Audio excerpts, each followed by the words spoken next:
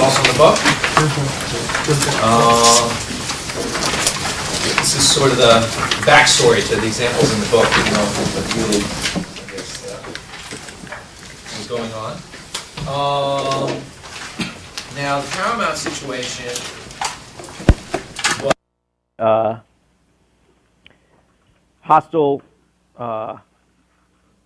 battle for control of Paramount Communications back in '94, and what eventually happened was that two sides kept bidding for Paramount, and they ran out of money. So they started throwing on stuff that wasn't real money, just, you know, this piece of paper, that piece of paper, this piece of junk, that piece of junk, and they were battling back and forth, and they had all these different rounds of bidding. And so part of the deal happened in cash. In other words, the first half of your stock, when the winner, Viacom, finally won the battle, they were going to buy half your stock in a tender offer. Anyone know what a tender offer is? Does everyone know what a tender offer is? Okay, so they were going to buy half your stock in a tender offer on the front end and buy 51% of the shares, or 50.1% of the shares, actually, in this case, for cash. And then they were going to give you all that stuff that they didn't have on the back end. Some of it was stock, and some of it was some other stuff. But it was very funny how it happened, because it was really one of the most complicated deals ever, because they really truly did run out of money, and they didn't have value to give, you know. And so they were throwing on all these different kinds of securities that they said would have value down the road, and this and that, and sort of the investment bankers finally, the quote-unquote neutral investment bankers finally chose Viacom's package of stuff. And this took place, let's just say you didn't play the merger, the whole battle. There was money to be made there. But if you didn't play the merger, and long after this thing was off the front page of the Wall Street Journal, in other words, the front end was done, Viacom had bought 50.1% of the stock for cash, and then you had sort of the cleanup 3-4 months later of buying out the other 49.9% for a package of securities. So this was no longer, when this proxy came out June 6, '94, this was no longer on the front pages, and they were just cleaning up the other half of the deal. Not half the value, but half the stock they were buying. So if you look on page 12, this is what you were getting in the back end of that deal. Number one, 0.93065 of a share of non-voting Viacom Class B common stock. Not very complicated. You're getting 0.93 of a share of what's now going to be a very leveraged company, because Viacom bought a company that was actually bigger than itself. And part of the purchase price, you were going to get 0.9305 shares of stock. Viacom stock at that time was trading at 28 5/8. In the middle of this battle, before they won, the stock was at 34 and change in February of that year, and now it's June 3rd. You know, the deal's over. Stock's gotten pummeled because they're issuing, you know, millions and millions of shares of stock. People think they overpaid because they sort of, you know, whatever that's called, the winner's curse in auctions, where the winner sort of paid a lot for it, and so that's the way we're looking at it. So you get that. That's pretty easy. Then you get 1750 principal amount of 8% exchangeable subordinated debentures of Viacom. So I don't know what those are, but you're getting them. 1750, and that's face amount, 8%, and they're exchangeable and subordinated, and it's a very leveraged company, so there might be a question as to what those are worth. You have to do evaluations to figure that out. The stock, of course, at this time is only trading based on what you're getting on this package of stuff, because the front end was done, and now you only have the last 100 or 200 million shares to buy. on the back end. So there's plenty to trade here. Number 3, 0.93065 of a contingent value right, representing the right to receive, under certain circumstances, cash or securities, depending on market prices, of Viacom Class B common stock during a 1, 2, or 3-year period following the merger. Clear enough? Your beginning point, contingent value right. We'll call it that. Looks easier that way. Now we get number 4, 0.5 of a 3-year warrant to purchase 1 share of Viacom Class B common stock at $60 per share. So you get 0.5 of a warrant struck at 60.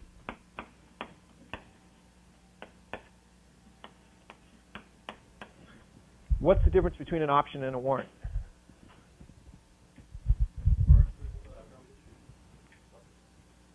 Yeah, they operate as you own them. They operate the same way. In other words, a warrant gives you the right to buy stock, or in this case, you're getting 0.5 of a warrant. You probably need a full warrant to buy the stock at 60, but it gives you the right to buy the stock at 60, and it expires in, what do we say here? 3-year warrant. It expires in 3 years.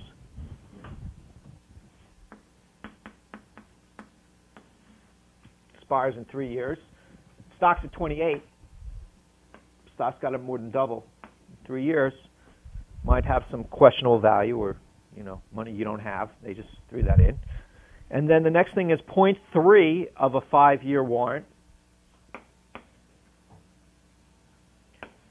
Okay, and the answer was correct. The difference between a warrant and an option is the warrant is issued by the company, so this cash would go to the company when you exercise it. And with an option, that's not a compensation option, but an option that's traded on an exchange, whatever, goes to the other shareholder who sold you the option. So usually the options you see traded are someone agreeing to sell you their stock, and a warrant is the company agreeing to sell you new stock at that price, newly issued shares. Adam. Where do warrants trade? They're occasionally listed, some over the counter. It just depends how big the issue was. These initially traded over the counter. I don't know if they were listed ever. They have listed warrants. They have not, on an exchange. Nowadays, doesn't make a huge amount of difference. If there's a lot of them, so they'll be pretty liquid. You have to call the brokers and say, hey, do you have that? Can you call them and price? Yeah. Well, there's certain brokers that would make a market at this time. Okay. But when the deal are done, then the... Oh, no. I'm sorry. You're saying, here, can you buy these warrants? Right. Where can I buy them? Usually after the proxy comes out, there's something called when issued trading. And it's technically when, as, and if issued. In other words, if this merger were to take place, that trade will settle. If it doesn't take place, then that trade won't settle. Okay? Settle means you have to pay for it. Okay? So in this particular case, there were markets for these. Most of the big firms traded these. There are a lot of trading. Some when-issued trading gets traded on exchanges if it's a big thing. I don't particularly remember what the story was here, but these were very liquid positions because a lot of people own stock in Paramount. So you get 0.3 of a warrant that's struck at, 0.3 of a 5-year warrant to purchase 1 share of Viacom Class B common stock at $70 per share. And it's 5 years. It lasts for 5 years. Expires after 5 years. Okay, so if you're sort of a typical shareholder, what would your reaction be to reading this, assuming you actually read this? If you're, we're talking about an institution. Probably wouldn't want any of that stuff. Yeah, I mean, if you're an equity mutual fund, right, that's who's going to own these things, or a pension fund or whatever, you have something apportioned to equities. So you know, the share of Viacom may qualify. You're getting 0.93 shares, so. But you don't want the 1750 convertible exchangeable debenture. You're going to have to sell that, right? You don't want these weird warrants that are $30 and $40 out of the money. So, you know, presents an opportunity, I guess, for indiscriminate selling, I guess. So, so you have that, but then you have all these hedge funds and smart guys, and they got nothing better to do, so they'll look at this stuff. So I'll describe what the CVR is, and it's kind of an interesting security. Now,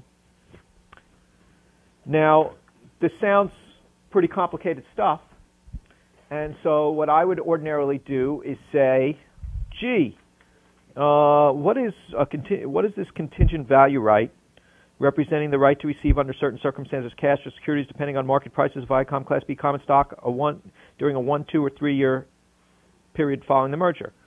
Well, if you looked at the table of contents of the proxy and you go to contingent value right, you usually have to read, you know, it's like a big, thick document, you know, 400 pages that, you know, very tough to get through. But if you say, what is this thing? You go to the table of contents that says contingent value right.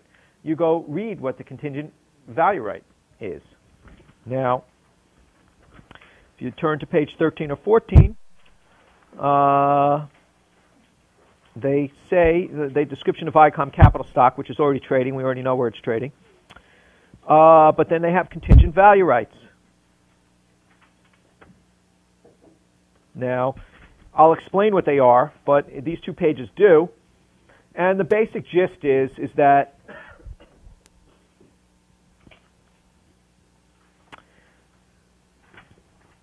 let's see where the maturity date is.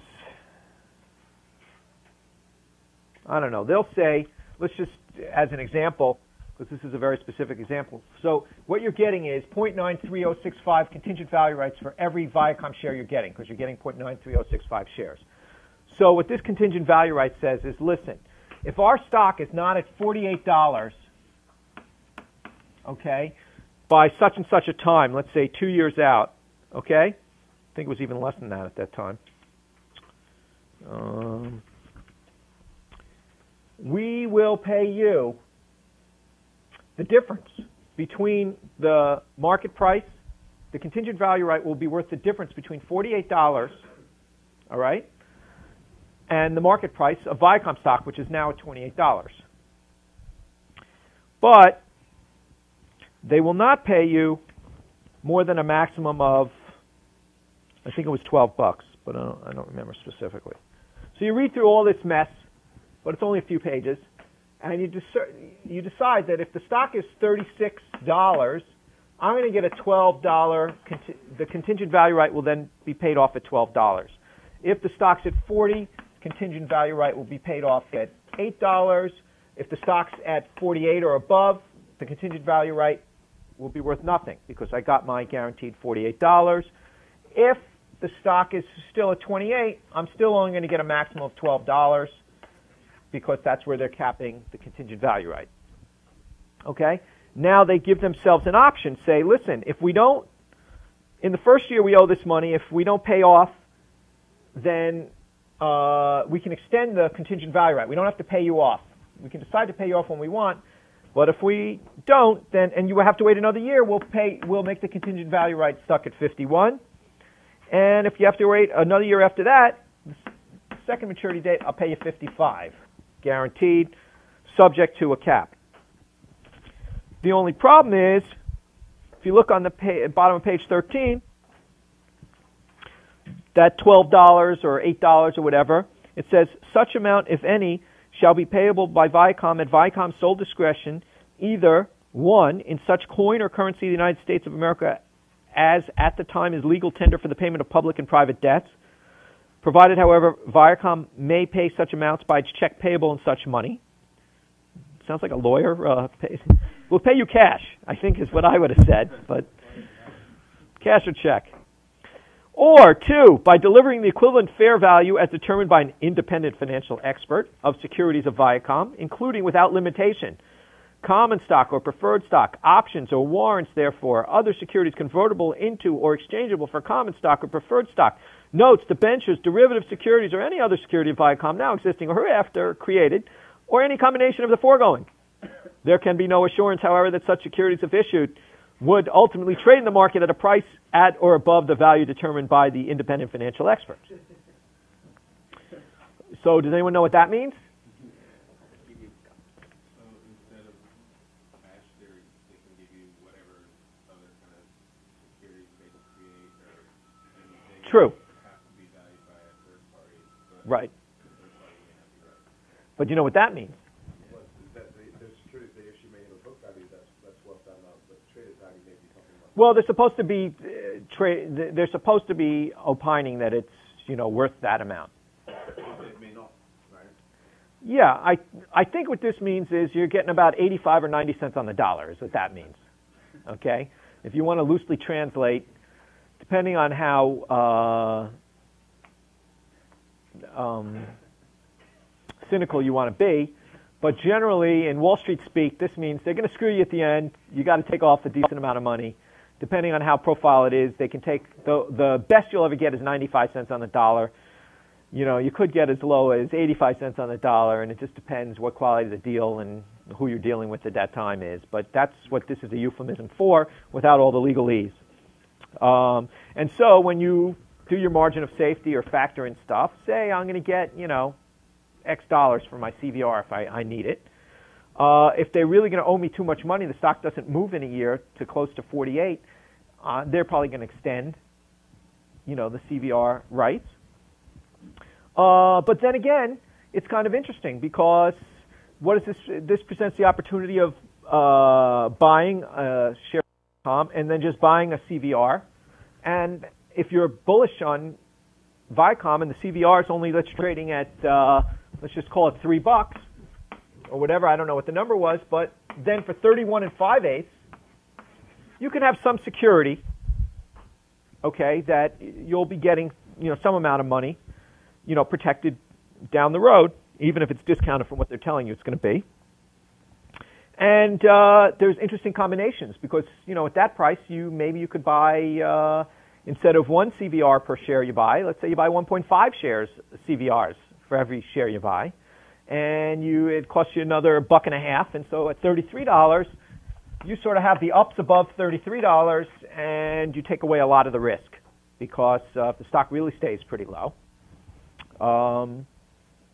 So you don't have to really understand just before you get all bollocksed up with this thing. This was unique to this deal, but every deal has a unique thing. What I'm trying to get you to do is just read the fine print and understand what you're doing. So in any case, you get a share of stock, you get a contingent value right if you're an enterprising investor, as I guess Benjamin Graham probably would call you an enterprising investor, to go say, hey, maybe there's some ratio I could do here. This is kind of interesting stuff, opportunity potentially, but at least know what you're getting. Then let's look at one of these other things. Let's take a look at the page 15. Now they're talking about the warrants. When they expire and everything else. The $60 warrants expires in 3 years, and the $70 warrant expires in 5 years. Stock's at 28 though, so maybe these aren't that valuable. But there was something that attracted me to this deal. Those warrants. What do you think's interesting that I don't know if you can guess, but stock was at 28. You're talking about a 3-year warrant to $60. Can't be worth a lot of money. Why do you think I thought it might be worth a lot of money?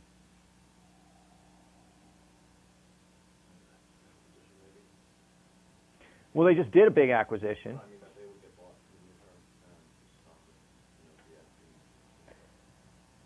Right, we're pretty far away. That's not what I was thinking. It's possible that I was thinking that, but, you know, from 28 to 60. Well, what if I gave you this fact that, you know, Viacom just bought something with debt and for mostly debt and cash that was bigger than them? Because they think it's worth more than that, or they think that it's going to be worth something in there, or Right. around that price range. I wouldn't have set the price there. There wasn't, maybe they're studying. Well, I would argue the other way and say they want to give me as little as possible, so I don't want to dilute myself till, you know, maybe never, you know, if we don't get to $60 by then. What I was thinking more is what I saw in this situation was leveraged. It was leverage. So in other words, if you have a company that has $2 in equity and $8 in debt, and the company's worth $10, okay? And the value of those assets, and they were buying pretty good assets, you know, a movie library, a lot of other stuff, production stuff, you know, TV assets and stuff like that. What would happen if those assets that were at $10, you know, became worth $12 down the road? Okay? Well, if this is the equity portion, for a 20% move in the value of the assets, which could happen over 3 years or even a year or whatever, you can get, you know, the equity's now worth $4.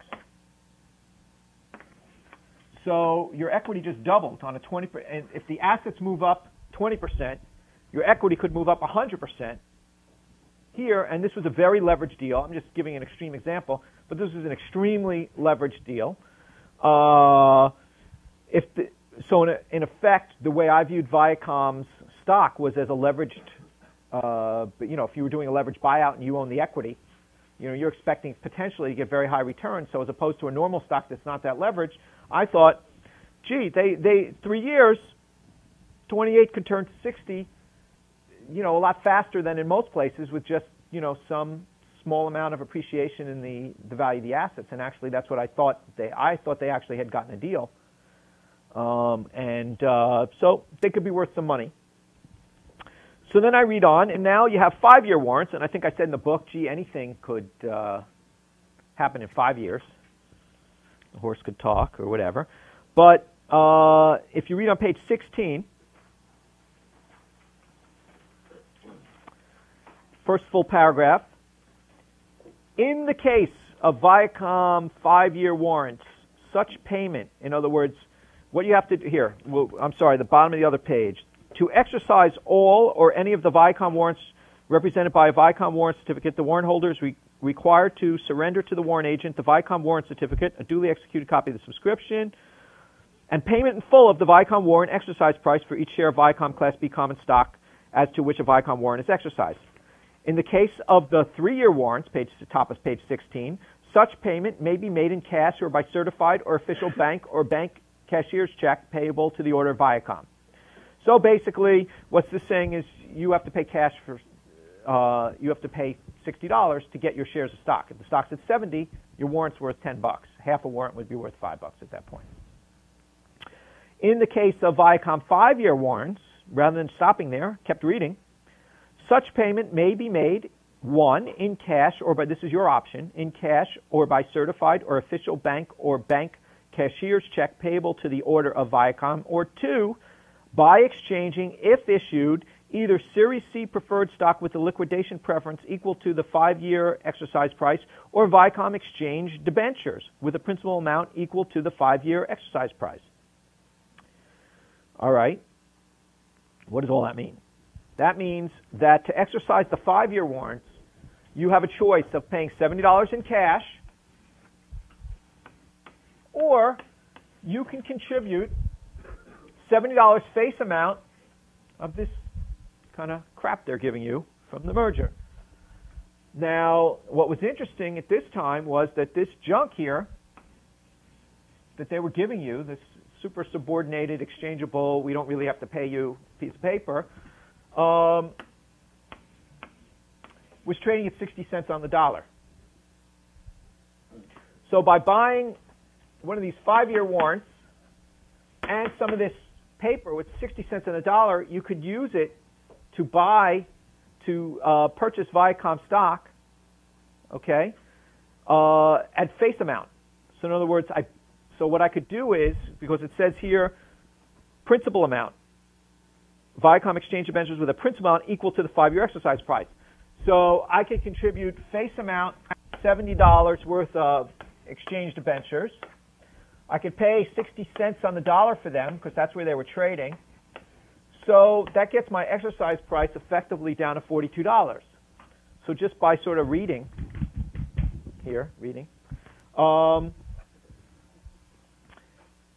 these 5-year warrants now turned into 5-year warrants struck at $42.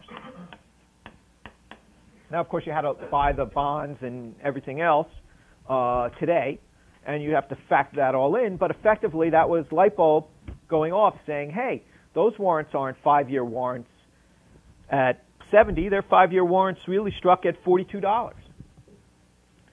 So buying a combination of those, and there are different ratios and everything else if you want to get complicated. My ratio was, I think, 1-to-1. You could turn those 5-year warrants into warrants struck at $42. I told you the whole leverage story on the 3-year thing. 5 years worth of leverage, this could be worth lots of money. Okay, and it also made the debentures worth more because they could be used in conjunction. So more people would be buying the exchangeable, convertible, or whatever debentures because combined with this, they were truly worth the $70. So it was a way to get your face value out of something that ordinarily wouldn't be worth face value. And relative to the cost of the bonds, the warrants weren't that expensive. So really, for a very small extra amount of money, you could sort of make those 60 cent on the dollar debentures money good, in effect. Can you explain why the company would structure it that you could pay the debentures and the face value? Well, number one, I could tell you what I think. Number two, I'm just the guy reading the stuff, so it is what it is. I don't have to really understand the reasoning. The reasoning here really was that these guys had no money left. They were struggling to bid something. They said if we can make the debentures worth more if they can be used in this way. It makes the warrants worth more.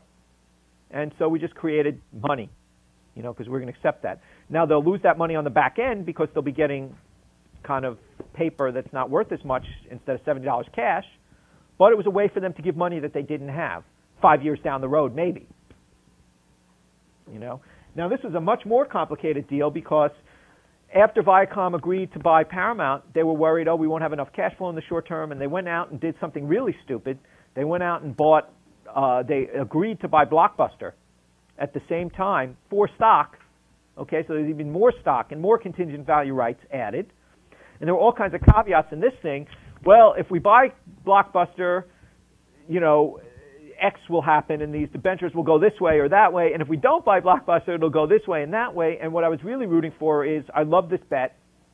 I wasn't sure it was going to pay off, but it seemed like a good bet, and it was my way to own a piece of a leveraged buyout that I thought made sense. If they went out and issued a lot of stock for Blockbuster, something that I didn't think was particularly, even at that time they were saying, there's going to be demand, from cable, pay-per-view and all that other stuff. And that business is dying. So it's been dying for a lot longer than you think it's been dying for. But they were getting a lot of current cash flow, which is what they were looking for. And in effect, that's sort of what they did. They overpaid for Blockbuster in the end, giving away too much stock in exchange to get the short-term cash flow, which was, I thought, insane at the time, and I think proves out to be pretty crazy. But on the other hand, Sumner Redstone owned a huge position in Viacom. He owned most of the float and all the voting shares. And one reason why you'd give away a lot of stock in exchange for current cash flow is that I guess he didn't want to lose all his money. So giving away stock, yes, he'll dilute his future value, but at least he'll be buying something with cash flow. It wasn't a negative thing he was buying. So as long as you're giving away stock, you don't go to zero. So it's a way of taking off some leverage, but it's just really ill-conceived. But in any case, my point here, and then there were all kinds of things on the merger debentures and, what happens and everything else. And the important thing is not You can read through the parts I highlighted to see how complicated the whole Blockbuster thing got. But the main point here is that, and you don't have to really understand any of these particular securities, but just when you see a complicated security that came out of any deal, or any time you see something that's particularly complicated, there's huge benefit. Because, before, we looked at Sears, which is on the front page, rather straightforward, big business, they're getting rid of it for a long period of time, and you can still make money. But here, when you really get into esoteric securities and weird stuff, and it seems really boring, but it's, it's kind of exciting when you say, well, I'll put in $1 and they'll give me like $1.50 in like 3 months, and that's a good deal. And you find, this is one of the ways you find it, and you completely understand why other people aren't going to find that. And even with all the hedge funds out there, there's usually not that many guys thinking that creatively. Especially when you're small, if you ever do this for yourself, you'll never run out of opportunities. What generally happens is that guys who are really good get very big, stop looking at smaller opportunities, and there's a whole new avenue for new guys to come in and look at these things. Same with value investing in general, where smaller cap situations and stocks, if you're really good at this, you make money, and you're running more money, and you stop looking at some of the smaller opportunities that an individual could take care of, take a look at. So regardless of what you do, if you go into investment banking or whatever else, by knowing this kind of stuff, you can really compound your own money at, huge rates of return. And that situation will, I don't think, ever end. In other words, if you look at smaller cap stuff, more obscure stuff like this, even though it's a high profile deal, this one was out of the papers for at least a few months, and it was kind of complicated. And you could see naturally people don't want to do the work. They don't know what it is. I mean, it's complicated stuff to sit here and read, but it's not reading the 400-page thing. You say, oh, what is the contingent value right? What is that 5-year warrant? And the more you see, the more you know what to look for, and the less time it takes to sift through the 400 pages. You sort of say, oh, there, all right, there's nothing there, or there's something. I got to look at that a little more. And maybe it ends up taking a little work, but you don't start, digging for the buried treasure in like all over town. You hone in on the few areas where you see an X, and that's sort of the way I was describing it. All right, I got a couple more in here. It looks like we'll have time for at least one of them, and we can talk another time.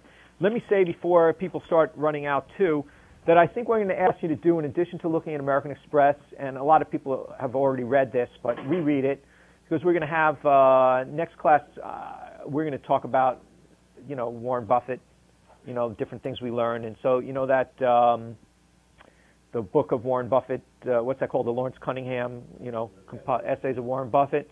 So I'd like you to look through that again if you haven't read it, or read through it if you haven't read it, for Wednesday's class, and we'll talk about that as a non sequitur.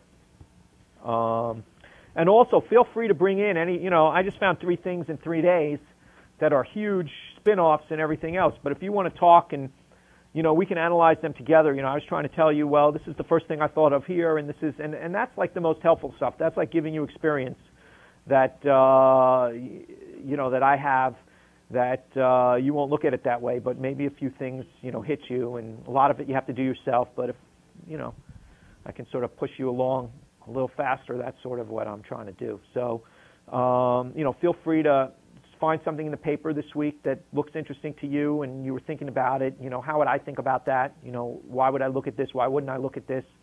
Sometimes I'm right, sometimes I'm wrong, but at least you'll hear, my impression when I'm reading through the paper. What looks interesting, what doesn't look interesting, or what would I spend my time on, and things of that nature. And I think that'll be helpful. Okay, page 23.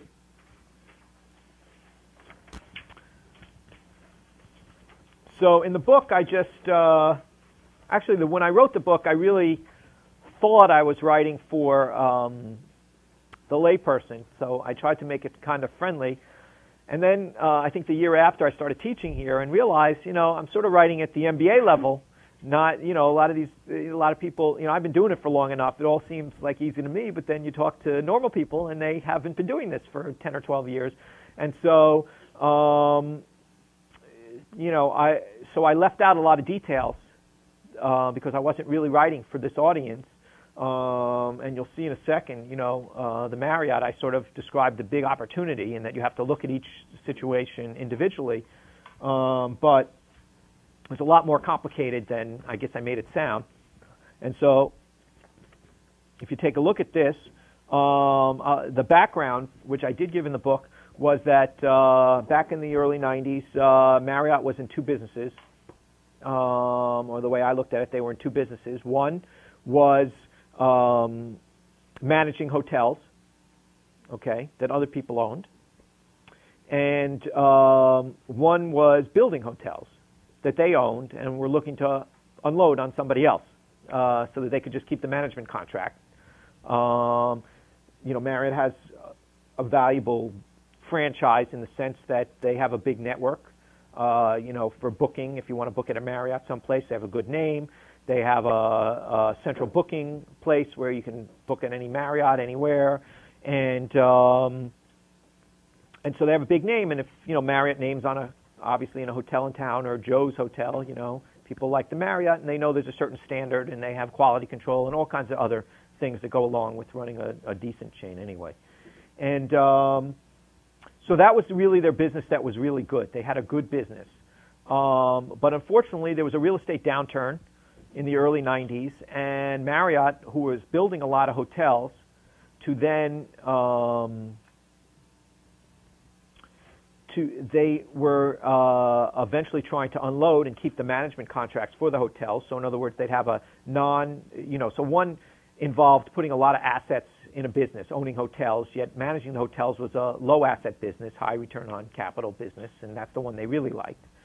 But in the real estate downturn in the 90s, they got stuck with a lot of hotels that they had built, a lot of capital in those businesses, and they were really hurting, and they couldn't sell those hotels, and they were stuck with tons of assets on their balance sheets. They had a CFO who was a pretty bright guy, and he said, gee, you know, I'm looking at the debentures on all our debt that we used to borrow money and that we blew on all these hotels. It turns out we can, you know, because I guess the debentures were written so asset heavy, you know, that they care about not the assets depleting, we can sort of steal away our management business, which is just a fee collecting management business, and leave all the debt with the, you know, low earning, crummy assets. And that was a basic idea, and there's nothing in our debentures that says we can't do that because we're keeping all the assets here. We're just stripping off the earning stream, okay? Obviously, there's probably been a few amendments to debentures and stuff like that now, but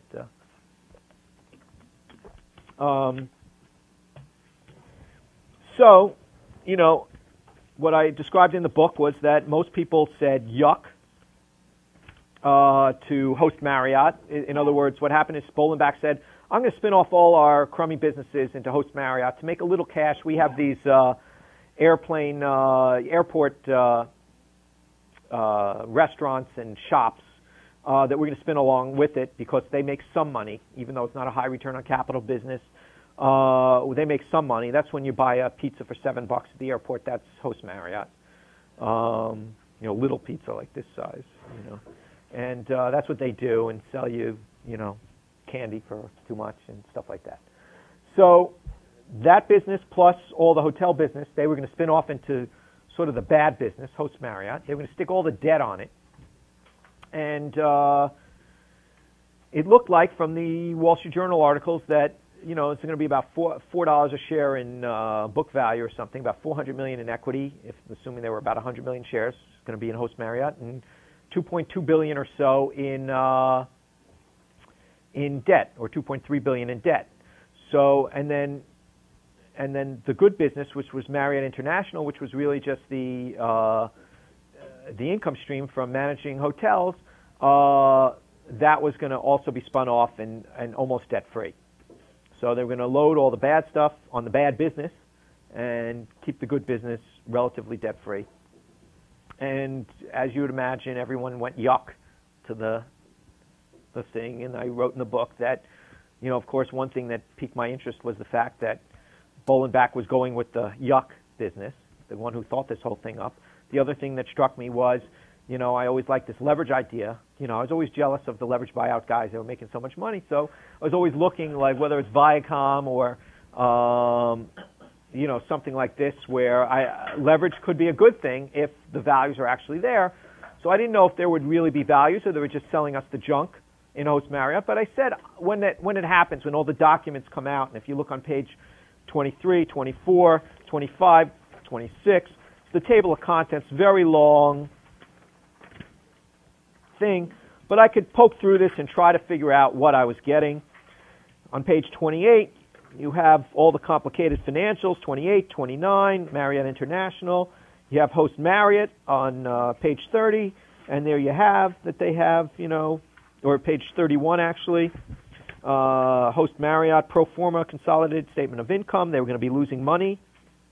They were going to have, whatever I said, $2.2 or $2.3 billion worth of debt for $300 or $400 million worth of equity. So hugely leveraged. And then I find this page, if you look, it says 34 on the bottom, but on the top it says 32. See this chart? So I'm looking through this. It looks like terrible, huge, just as advertised, huge amount of debt. They're going to be losing money on a pro forma basis. It just looks ugly, okay? Then I find this chart and say, that's an interesting chart. I didn't really probably say that, but I tried to figure it out. So I'll skip to the chase. What this means is there was a parent company, Host Marriott Corporation. Let me erase this.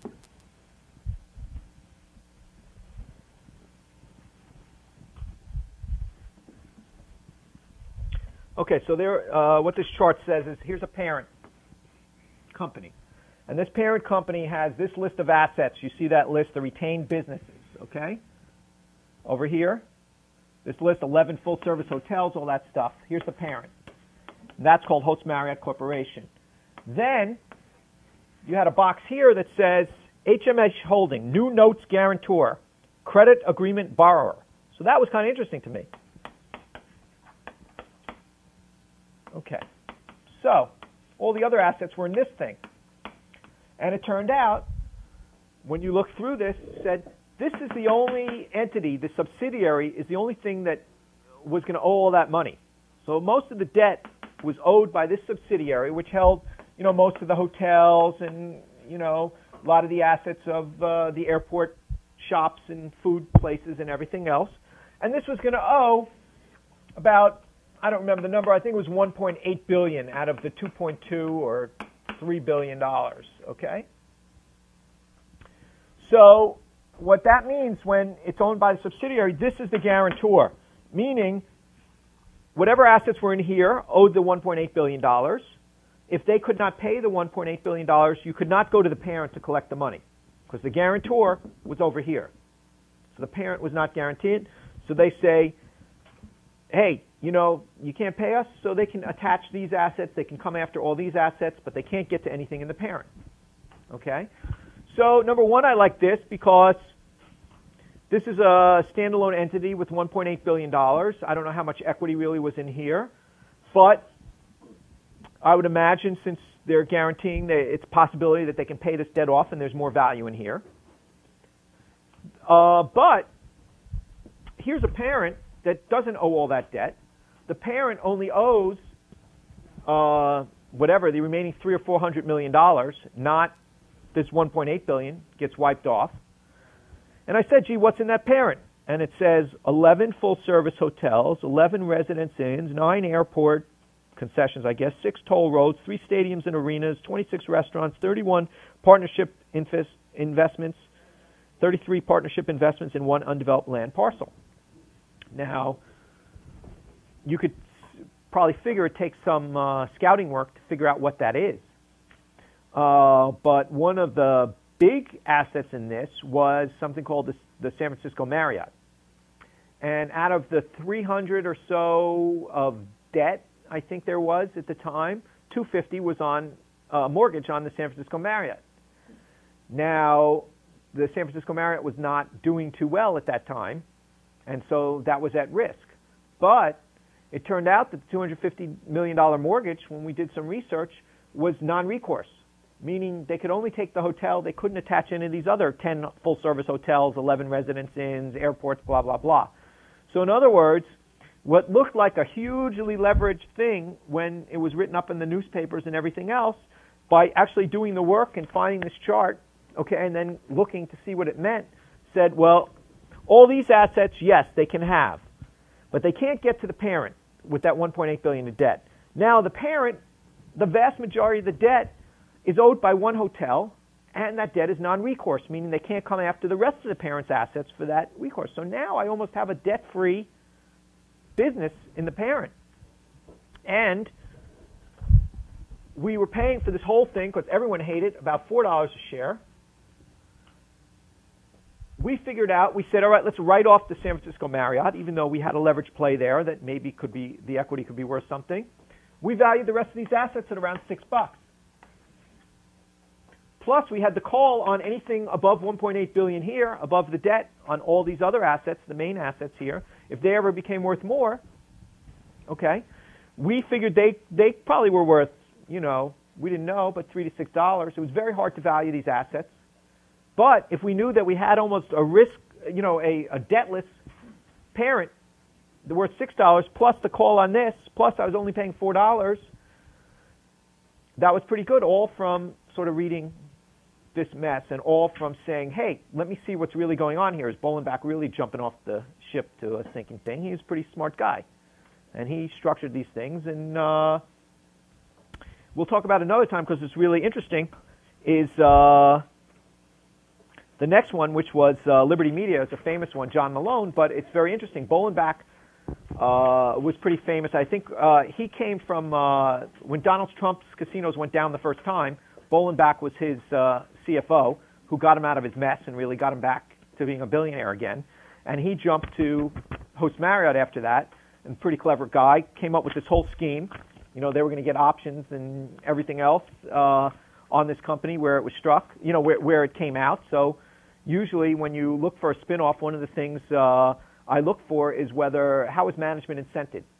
And I also look at the timing of how management is incented. So in other words, if the price is based on, let's say, the first week of trading or the first day of trading after a company comes out, the incentive of management would be to say, this thing stinks, it's the worst thing I've ever seen, because if its options are getting struck at that price, they want to tell you this thing is just horrible. They want to make it as tough as possible to buy. They want to make it sound bad. They don't want to help you with anything.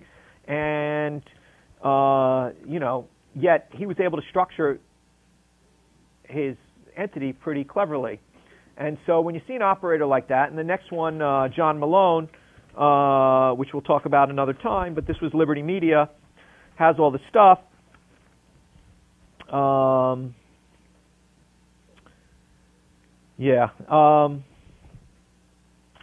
You know,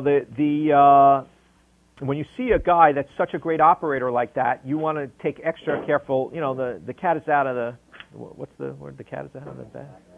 The what? Cat's out of the bag. That's what it is.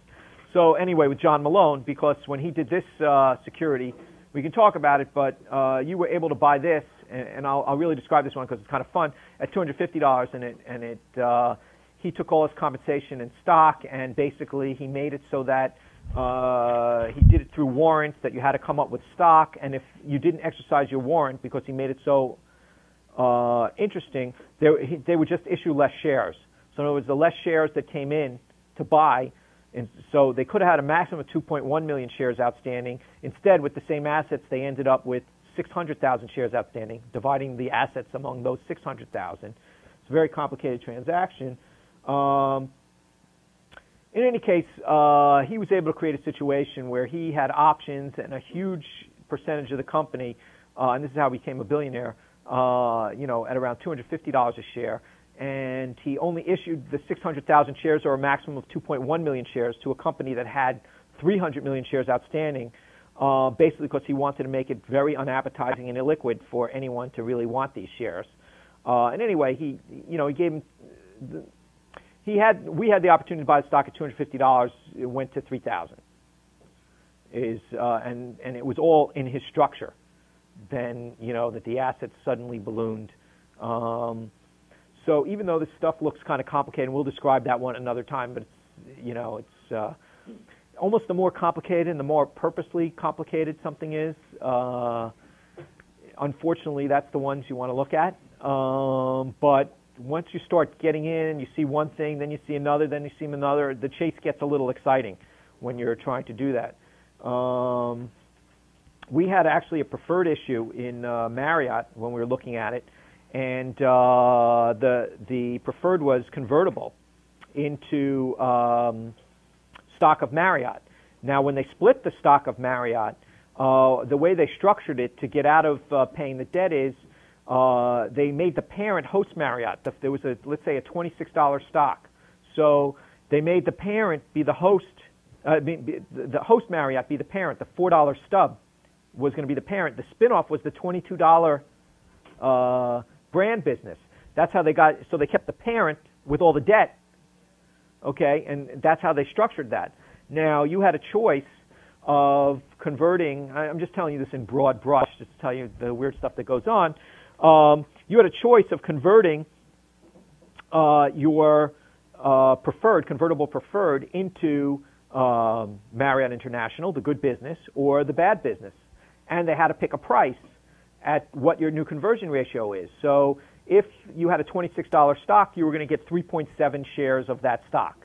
Well, if you were going to get a $4 stock, they had to make an adjustment and give you 23 shares of stock in Host Marriott because Marriott International was considered a dividend. And he made this thing look so ugly, he wouldn't even tell you what the conversion ratio was beforehand and everything else. And I wanted to own the Host Marriott, like the only one.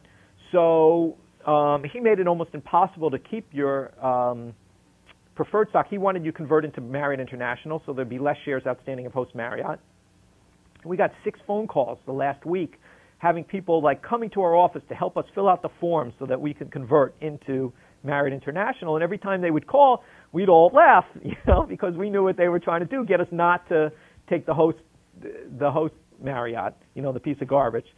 And they called, so it just got more exciting. Every day they would call, okay, have you decided to do it? Well, this is how you do it. This is how you fill out item 1. We'll send someone in there for you, and every day it was like, you do. So, we just played, we'll get to it, thinking about it. So we just got a call every day, and we're very excited. And we actually blindly chose to stay with Host Marriott, not knowing what the conversion ratio was, because they would not tell you beforehand to prevent anyone who was sane to take that risk. And we had our lawyers ready anyway. But just to tell you the sort of backstory of some of these things that went on, those are just sort of the fun things that happen when you're sort of in this netherworld of looking at obscure, complicated things that they don't want you to look at. And a lot of opportunities there. Anyway, we'll talk about all kinds of situations as the course goes on, as many as you want. But Wednesday we're going to get back to a little bit of basics and talk about the things that we can take away from reading about Warren Buffett. I also really want you to do some work on American Express and see if any of the suppositions that I made here today, and I don't know the answer to them yet, make any sense. And I'll see you on Wednesday normal time. Regarding on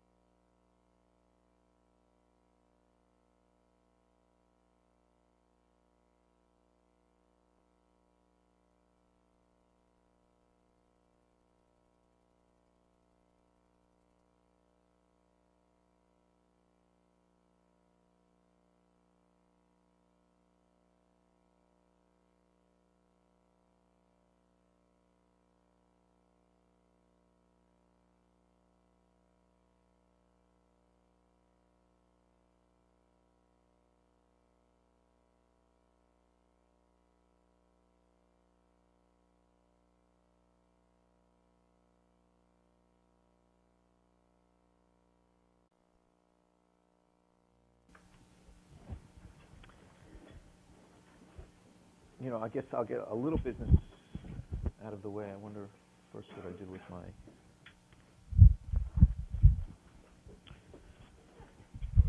Okay, good. Your first assignment will be due March 16th. Sounds like a far way away, but we have a class this coming Wednesday. The following week, I am out. I was hoping to reschedule a class, and I'll discuss this again next class, for the following Wednesday during our normal time.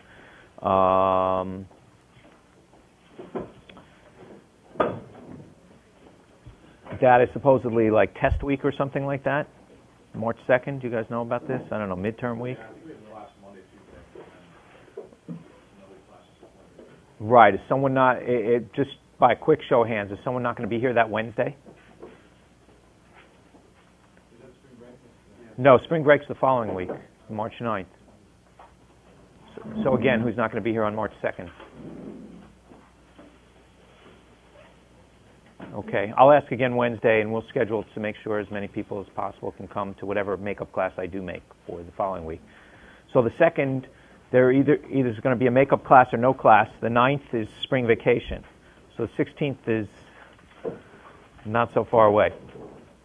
The first assignment, we'll discuss it again on Wednesday, but the first assignment is really just going to be a one-page summary of your thesis, investment thesis on a particular opportunity. Some of the opportunities you can choose from are the front page of this handout I gave. Who doesn't have one, by the way, who just walked in? Okay.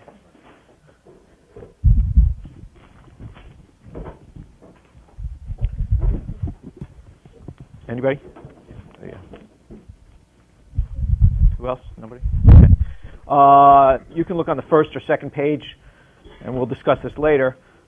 This is just idea generating for your March 16th assignment, which is really just a one-page thesis and then backup work. So in other words, if you say it's selling at a relatively low EV to EBIT or something like that, well, the backup work's going to be in the back. You'll give me your summary line of why it is, but I don't need 10 Ks or 10 Qs or anything like that. What I really want is any work that you've done. Any tables you've put together, any analysis that you've done, any phone calls you've made, whatever it might be, to arrive at your thesis. I understand that once you start working on something, it may be turn out that it's not as cheap as you thought, or and really I'm looking for your valuation work, so you can say my conclusion was, this ended up being fairly priced. These are the reasons I thought it would be cheap. These are the reasons why I think that's wrong. So I'm really looking for thought process. If you could also put out your name tags again today, I appreciate it.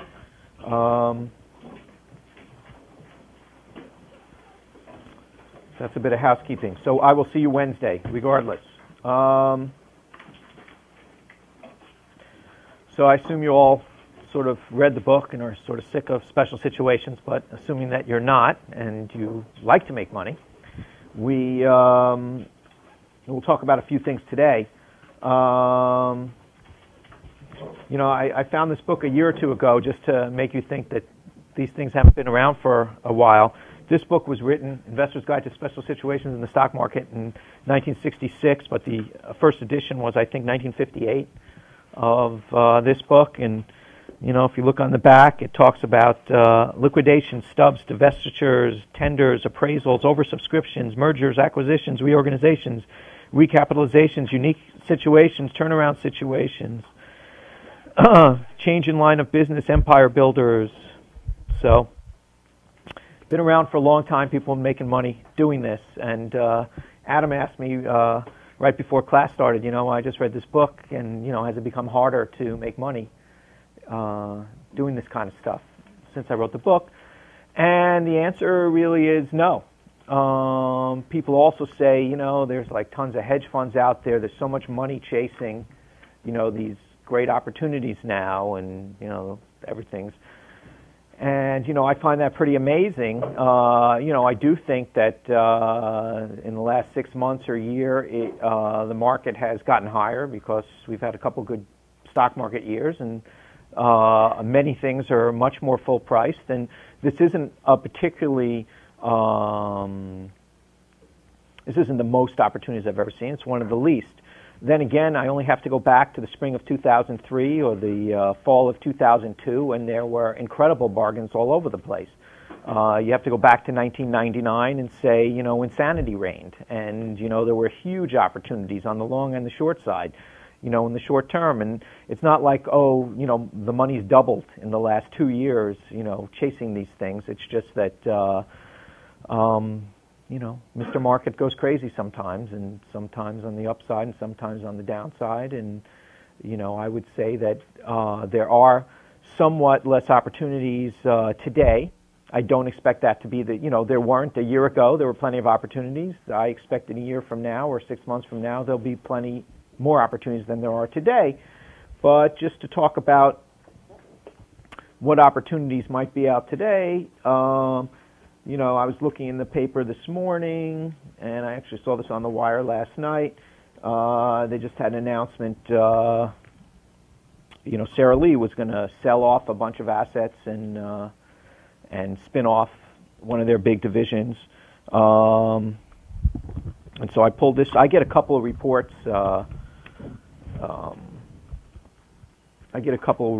That follow spin-offs just because, it's easier for them to give me a list of stuff, and that's the spin-off calendar is one of the things that I get. You really could get this by, for $1, by reading the paper, but, or off the internet and many, many sources. But I don't really even look at these that closely. Occasionally I'll skim at them because I'm following them day to day. I see what's going on. Here's just a little handout on Sara Lee, and you take a look at this. So basically, they make food and apparel, and so they have Hanes and they have Ballpark Franks, and there wasn't that much synergy among them. I think the Times article this morning was saying something to the effect that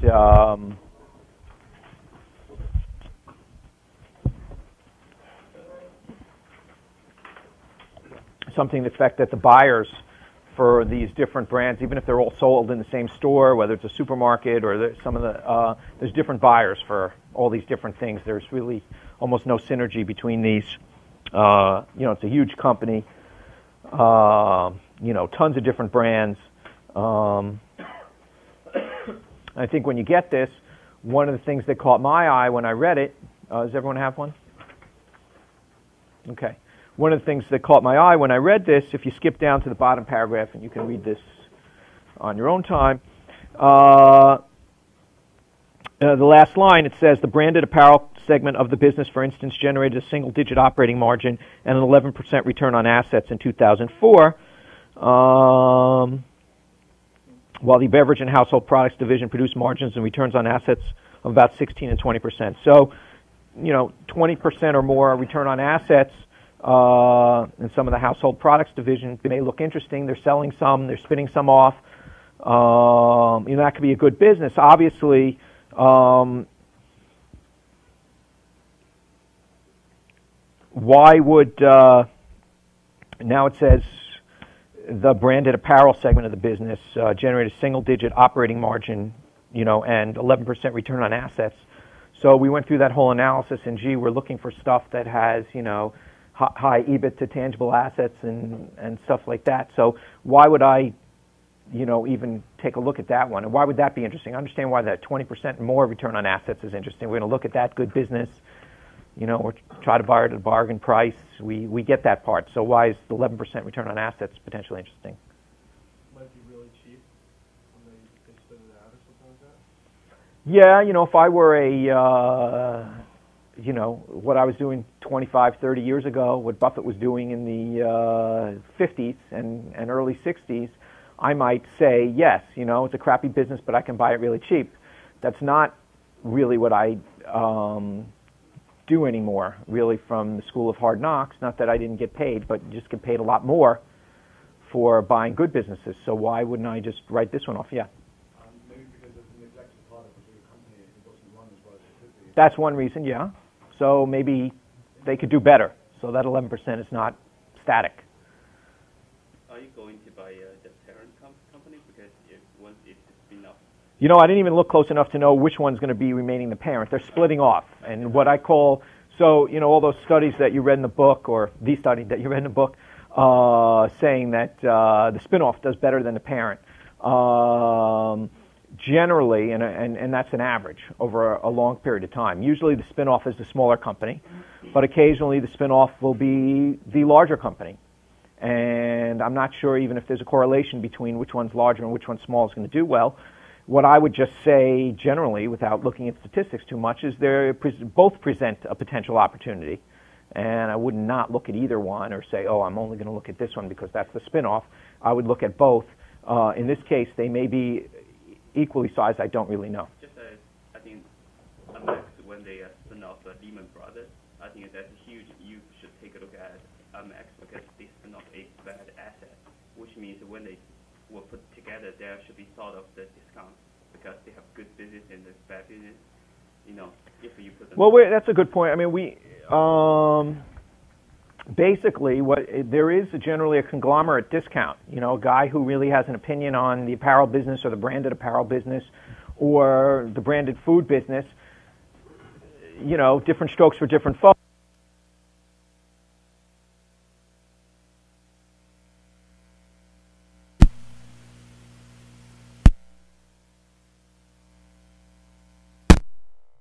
When things split up, you have that going for you. I was thinking also just that, you know, one of the things they said in the paper this morning is they're going to sell off some divisions, they're going to spin off some divisions, and they're obviously keeping some. So I don't know what that 11% really means. You know, there could be some high return on assets in that, you know, in the branded apparel category.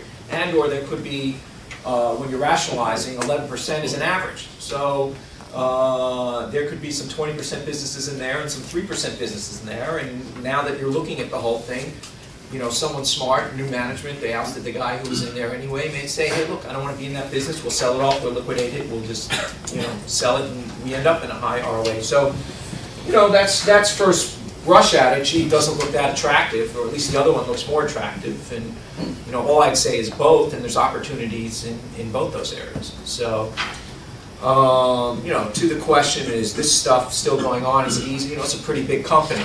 So, you know, we have to go back 2 days, let's say, and then we have this thing where, actually, what is yesterday's paper?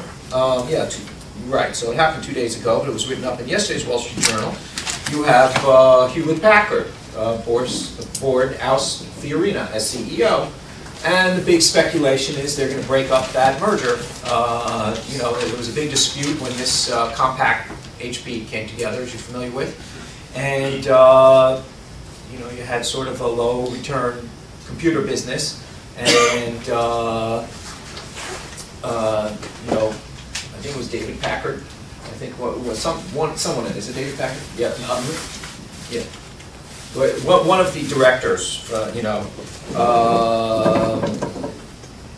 from the original founder decided that, you know, at the time of the merger was against Carly Fiorina's purchase of Compaq, said, listen, we got one good business and one not so good business. We have this printer business, which it's really not the printer business that's good, it's the supplying the ink to the printer business that's very good. But HP had you know, huge market share in that business. They had the quality name, they had the distribution, they had a lot of good things going on in that business, and that was a high return on capital business. And the argument was, should Fiorina double down on the crummy business, you know, and cut costs and, you know, make that more efficient? That bet kind of failed. And so the speculation now that Fiorina's gone is that they're going to undo that merger and split up the two businesses. So we have another potential spin-off here where you have a very good business with high market share in the printer business. Everyone will see that. And then you have the computer business. I don't know how it all plays out, but, you know, sort of it's an out-of-favor stock, really hasn't appreciated much in a lot of years. And so to partially answer the question, you know, is it easy to make money? Huge market cap company, a lot of disarray, uncertainty here. Yeah, Adam. So for, in this case, for example, what would your process be? Would you just wait as more information comes out and follow in the paper, or would you start trying to look into business a little more? Well, if I were your age, I would start now. You know, I'm not as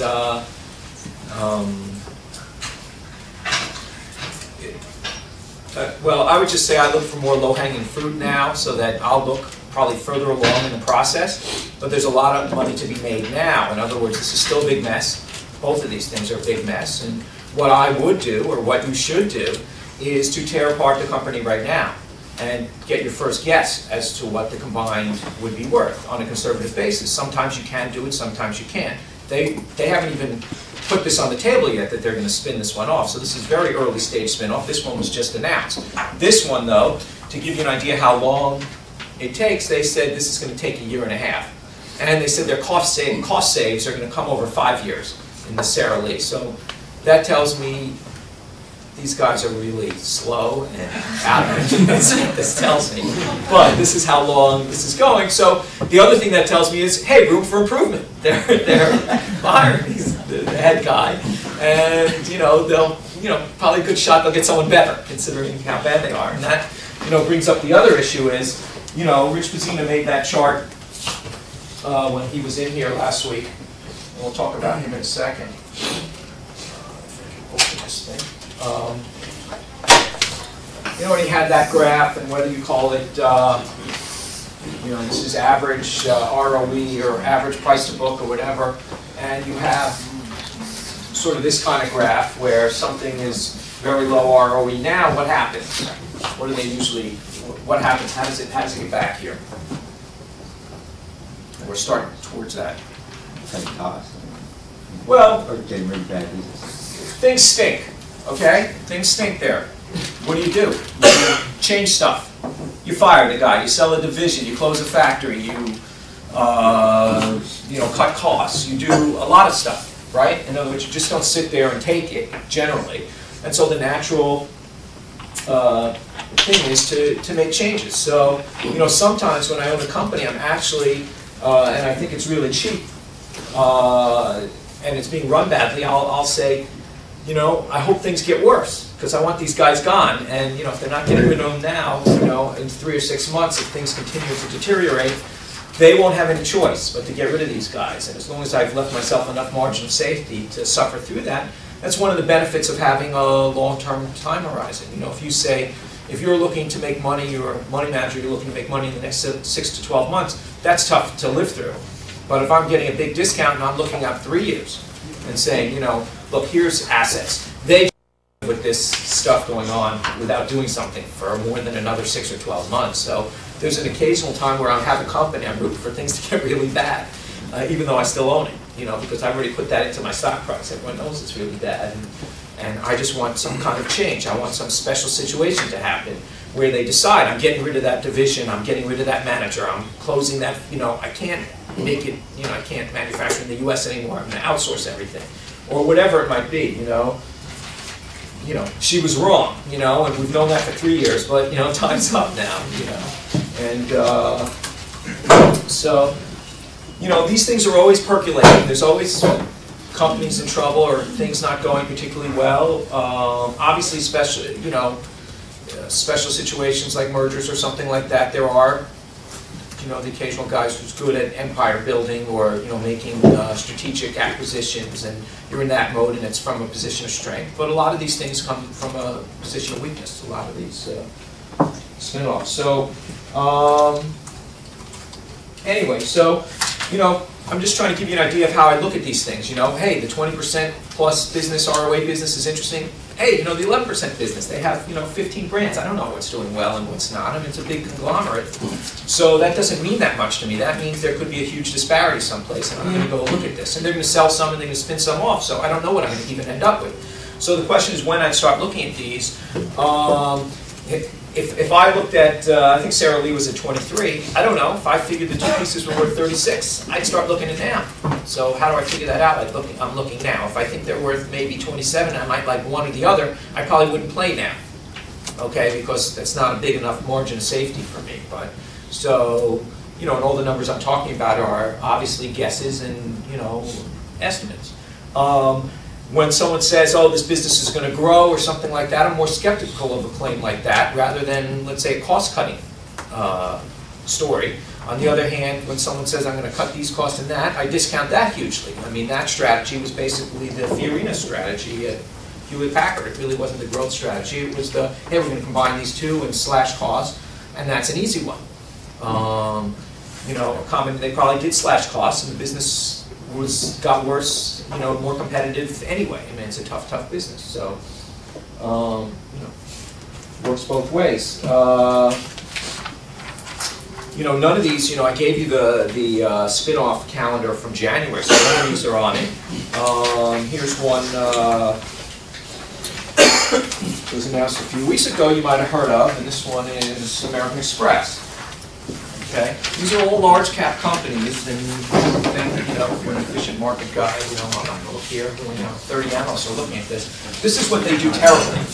This is what, you know, when some extraordinary event takes place to a company like this, they're used to following the company as they know it, and this is the type of thing that they're just not good at. They're not good at change. Generally, they're not good at staying the same either, but they're particularly bad at, you know, they'll suspend a rating, or they'll, you know, something really extraordinary event has taken place, they'll suspend a rating for a while, or they won't rate the thing, and, or they won't analyze it anymore until the smoke is cleared, or whatever it might be. And, you know, so there's an opportunity for you. Here, once again, this struck me. This was, you know, the first day it came out from the Dow Jones Newswire. American Express, and a few things caught my eye with this.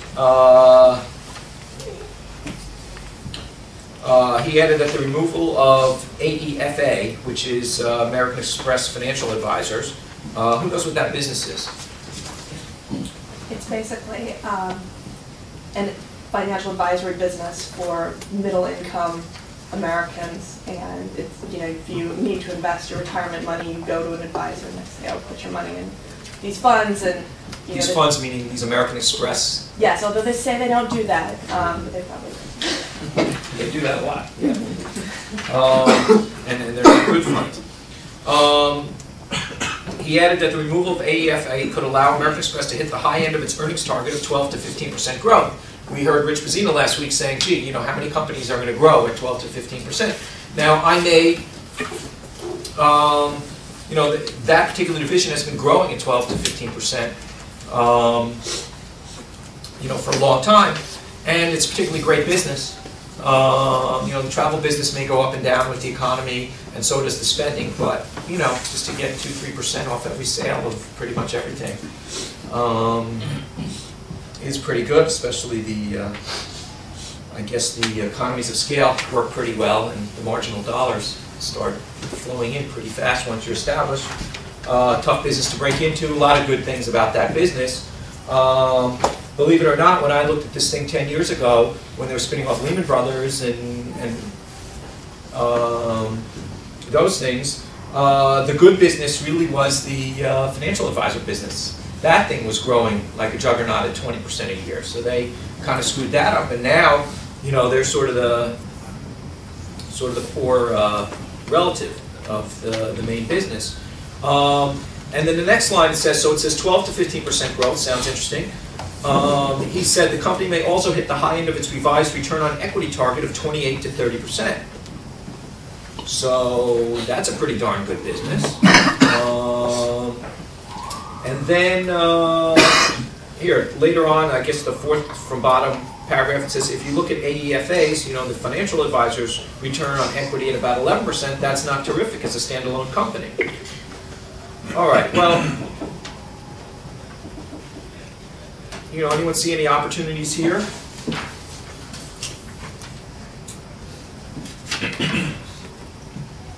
Well, it's the same thing as Sarah Lee. This part of the company is sort of taking the blame for all the screw-ups the company's made over about the last 5 years. And so sort of once they get away from the rest of American Express, there's a lot of opportunity for them to improve. Right, they're screwing something up because they should have a very good business. Yeah, and I thought I remember also that the managers of the AFA were going to stay with that company, stay with that business, which made me think that maybe they have the choice to stay in America, especially going to that business, but they probably think it's not such a bad business.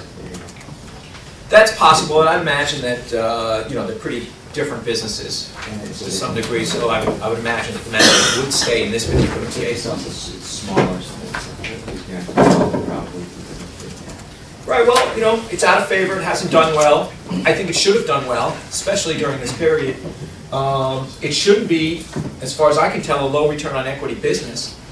When I was looking at the last one, what struck me too was, a number of things. But one, I always thought that was a pretty good business. And, I think some of the ways they screwed up was, pushing people into the American Express products that weren't good and having those kind of conflicts. And I remember I met with this guy named Harvey Golub, who I think that's his name. He was the chairman of American Express about 10 years ago, and was having a discussion with him. And we were discussing this business, and he was arguing basically market for a guy who's in financial planning, who's arguing market efficiency. Okay, markets are efficient, and with that. And this was right after our discussion. Let me just tell you, this is right after a discussion. I forgot the price, but let's say the price was at 40, and we went through all our metrics of why we thought the thing was worth 60 at the time, conservatively. And he agreed with everything we said, yet he was arguing market efficiency on the other side, and I said, but look at your company. You're telling me, this is not a fair price for your company here. You're either not telling me what you really think, which is always possible, or there's a disconnect, like in the micro sense, you're saying that this is inefficiently priced. In the macro sense, though, you're saying stocks are efficiently priced and no one's better. And what does that lead to? That leads you to not caring or not feeling it's important. And I know a lot of firms like this feel that, listen, we're not going to beat the market. This is the way the game plays. We're not going to beat the market. It's all bull. And therefore, what would that lead you to do? It would lead you not to hire the best people, because you think the people are fungible. You all stink. All right, none of you are going to do well. So I might as well hire the cheap guy, because I'm not going to pay for the best guy. What does the best guy mean? They're all going to do the same. So I think that's a culture and an outlook, and I don't know if that led to hiring lousy people to manage their funds, and I'm sure there's some good ones in there, just in case anyone knows anyone. And I don't know, I haven't looked at each one individually, so I can't tell you, but I think that's a terrible attitude to have. You can have that opinion if you want, but I don't want you running a financial management company. And but things were going very well at that time, and that turned into a allocation business, which is an important part, how to allocate your resources. But I think that if you have low quality funds, that comes back to bite you in the end. And I think I'd like to say that's what happened here. I don't know, but that's possible. And so room for improvement is one way you look at that. Shouldn't be a low return. Just off the top of my head, shouldn't be a low return on equity business. I have to look at that. What parts of the business? Also, there should be different parts of the business. So I want to look and see which parts are earning a lot of money and which aren't. So that's interesting there. And you should be listening to me, because your assignment for Wednesday is going to be go analyze this merger, American Express, this spin-off, okay, and come back. And I'll give you the quick and dirty of what I read from one report, and then you come back and tell me where you think opportunities and potential value is. Then I also looked, just for the heck of it, the return on equity target of 28 to 30% for the travel business, and the credit card business. I thought that was interesting because, part of that business is running up a balance sheet, and lending money to people, okay? And I'm not sure if they're getting a high return. If they told me a return on assets was going to be that, I'd be really excited, because you know, you use a lot of, you pump up your assets pretty much if you're going to lend money. You know, you lend money to people at, I don't know what it is today, 8%, and you're borrowing it, you know, 2 or 1 or whatever it might be. You know, you get some free float in that business. You get a lot of good stuff. But let's just say your cost of capital is 2%, and and people are paying you 8%. That's a pretty good business. But what you do is you borrow that money, so you balloon your balance sheet. So in other words, if people are borrowing $50 billion, then you borrow $50 billion at low rates. And so it looks like you have a huge asset size. So you know so you have a sort of a combination of business where you might have a business that has low return on assets but high return on equity because that's the way banks work, for instance. Where in this particular, and then the other business where you just could have a high return on equity because you're just collecting those fees from, you know, sales, and, you know, after you reach a certain critical mass, you're just taking in money on the margin, which is pretty good.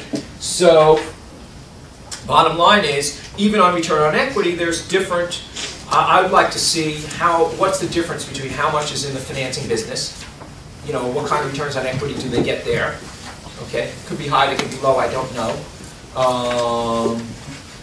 And then, you know, what they're getting in the TRS, you know, the travel-related service business, including the credit card, because they may be different. You know, one may be getting 15%, and the other may be getting 40 or 50% returns on equity, and that's kind of interesting to me. Why is that interesting to me? Because I went and did a quick and dirty on what the two divisions earn, you know, just reading one quick analyst report just to get a guess of what they're earning. And I think for this coming year, this particular analyst said, gee, I think the travel-related service business, the good business, let's call it, is going to earn $2.50. And the quote-unquote bad business is going to earn 56 cents. So he gave a 16 multiple to the bad business, so 56 cents times 16, whatever it worked out to, let's say, $9. Stock's at 55, by the way. So he gave that,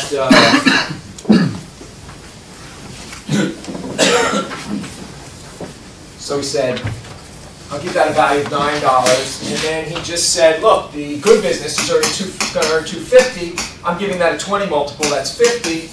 So I think the thing broke it up is worth around $59. Okay, and the stock's at 55. So in one sense you can say that's not great. And in answer to Adam's question, well, when would you look at this? In this particular case, I think now's the time to look at this. Number one, I see opportunities in both areas. Okay, believe it or not, and so this is let's just call this a PE of 20, and I don't know if it's good, but I'm just telling you, when I read the paper, what do I see? And, you know, give you an idea. I don't know if any of this comes out to play, and I'm giving you sort of a context to do your work through Wednesday. But basically, it's just a 20 PE he's giving to this business. And so my opportunities here, where he's giving us a 16 PE is, and it's earning 56 cents a share, my opportunity in this one is, I think maybe they can earn a lot more than 56 cents on this business. So to stick a multiple on compressed earnings isn't necessarily what this thing could be worth. Yet this isn't really the huge driver in value necessarily, because maybe, you know, $9 to 12 or 13 could be very good. You know, $13.50 would be a 50% gain from here. That's good, but on a $55 stock, not the main driver, but something I might, well, after I do a little work, be willing to own. In other words, I'm willing to own it by paying $55 for the whole thing. Okay? So if I think $9 is probably conservative, then I'm probably thinking that, you know, I really am paying $46 for here. So that here I pay $9. If I'm looking at buying the good business for $46, that's earning $2.50. Okay, so maybe it's down 18 times or whatever it is. Okay, but the point is, I might be willing to hold this anyway, so I might as well buy it now, because in effect I'm buying this business. You know, and maybe I get a free kicker of $2, $3, $4 here or more. I don't know. So I'm just telling you my thought process. I don't know if this is really how it's going to play out. There's, you know, a billion shares or something like that, so I'm not that panicked that I have to figure this out tomorrow. And I'm hoping not that many people think like I'm thinking, and also have, you know, $40 billion to put to work in this thing. So I think I'll be all right. So anyway, So I think if I pick a conservative value for this, all right, regardless, if I conclude that $9 is conservative, so what am I doing by paying $55? Now I can actually buy I can buy the parent, you know, the nice, good business parent, because, and I'm just assuming I'm buying at 46, and I can take that as a conservative guess. I don't have to wait till it actually happens, because in effect, I'm buying two things I might want to own. So where I said the opportunity here is in the earnings side, okay? In this one, believe it or not, being a cheap value investor, I think the opportunity may be in the PE side, okay? Because now you're unleashing a great, you know, and I want to really look at that return on equity to see, you know, how high one business is versus the financing business, which might be a large part. You know, in the financing business, you could always, you know, sell that off or whatever and take, you know, get a high return on equity that way. I might want to keep that business, that's not it, but I just want to see what kind of business I own. And perhaps I own a 40 or 50% return on equity business, you know, if I strip out the financial part. I don't really know. And so, I don't know if 18's right. You know, a number of years ago, and we'll probably analyze this later, is one of the best positions I ever took was, you know, because I had looked at Duff & Phelps, which we looked at in year 2. You know, I was sort of awake when Dun & Bradstreet was going to spin off Moody's. And Moody's was a business very similar to Duff & Phelps, which got, you know, 100% plus returns on equity, didn't require any capital spending to grow.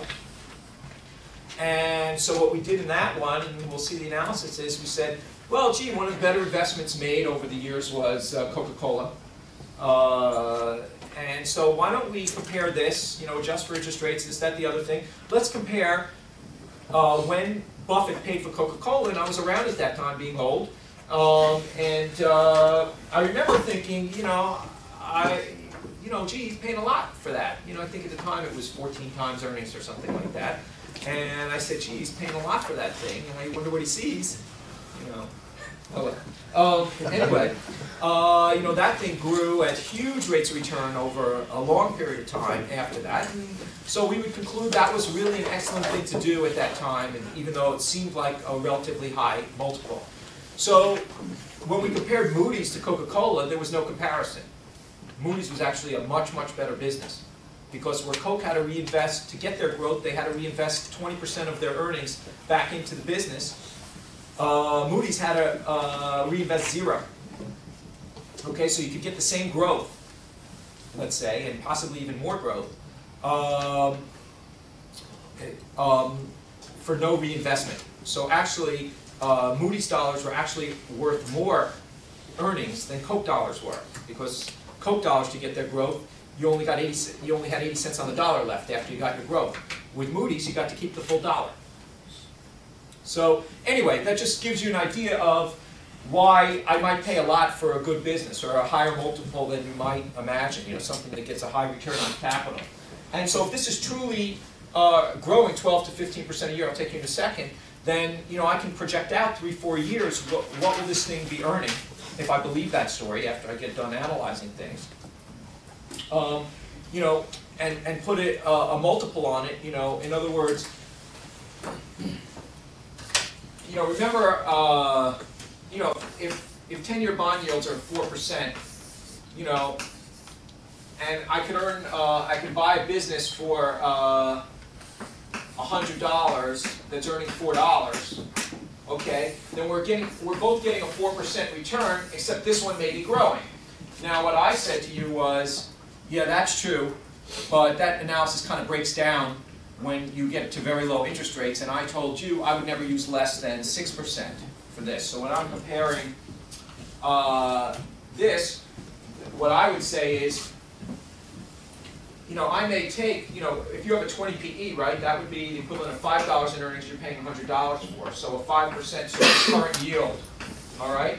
And let's say I have to compete with a 6% minimum 10-year bond yield, okay? This can compete if I think it's going to grow a lot, okay? And I might rather have that, depending on how solid I think the business is, how good the franchise is, how confident I am in my predictions. I may well want to have this. It's not to say I can't find other things that are cheaper than this, But that's my first analysis, is to compare it, would I rather own this or a bond, a 10-year bond? And in Coke's case, I mean not Coke, in American Express case, I can already get this down to probably, I don't know, you know, 5.5%, 6% yield, and so I'm starting from there on something that's going to grow 12 to 15%. I want to see how much capital has to go into that business to get that growth. I want to see what kind of returns on capital are going into the business when I strip out the financial business. Okay? How did you get to the growth, 12 to 15%? I don't know. I read it in the Wall Street Journal. I don't know. So I'm not sure. I haven't done the work yet. I'd have to confirm. Okay. I'd have. It's no. American Express gave that guidance. Okay. He added that the removal of AEFA, and who is he? He is.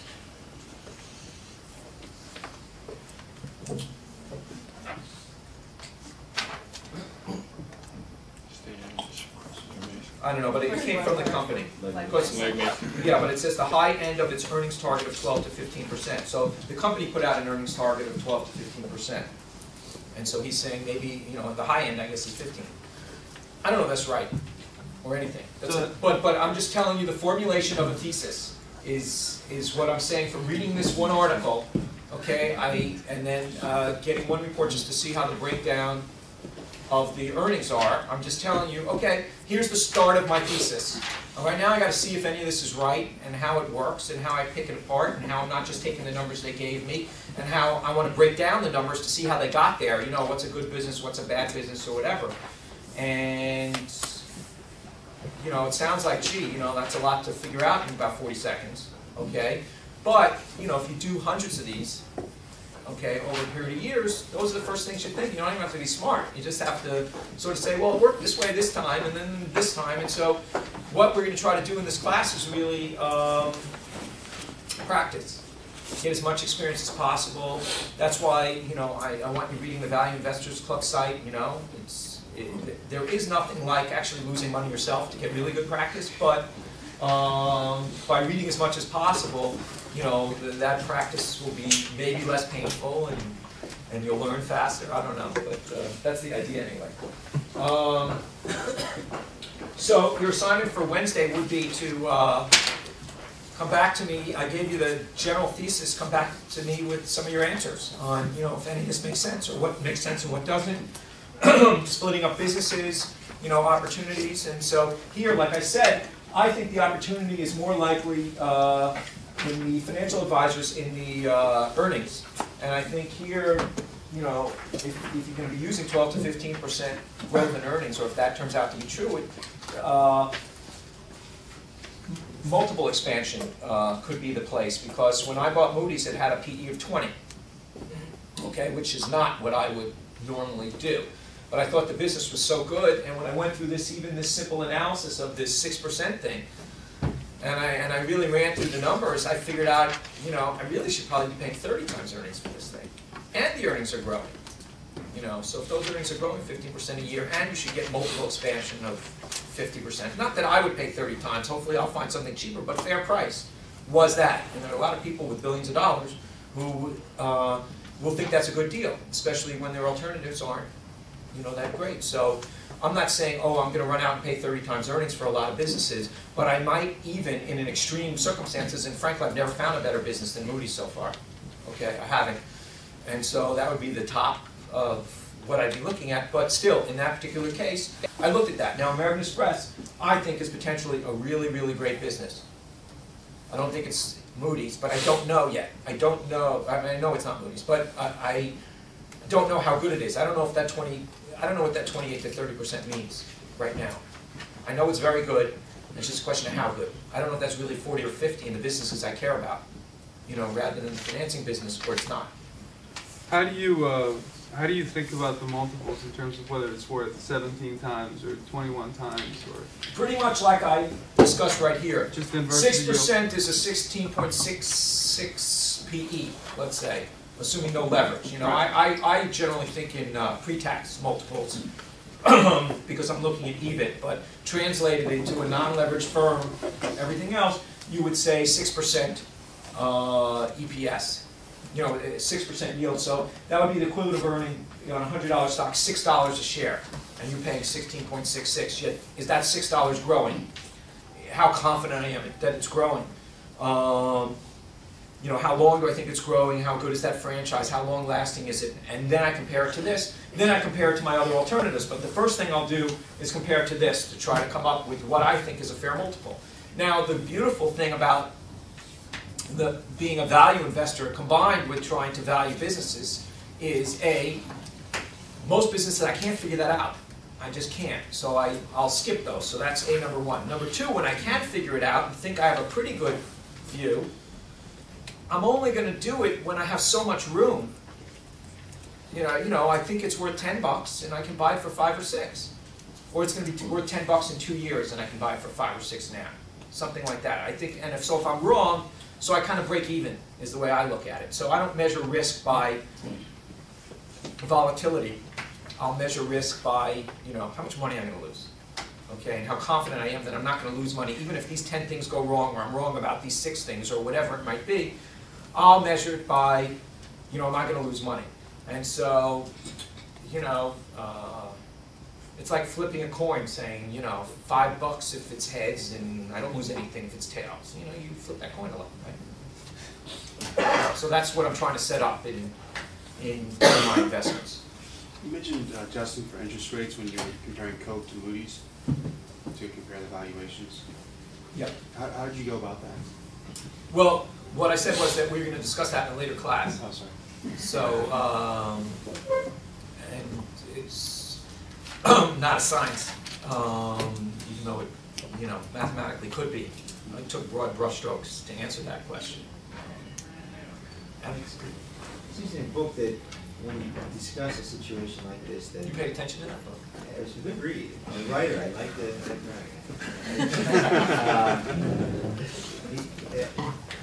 you seem to suggest you start looking at a company like this, but it seems like you really didn't make a decision until you actually set a proxy.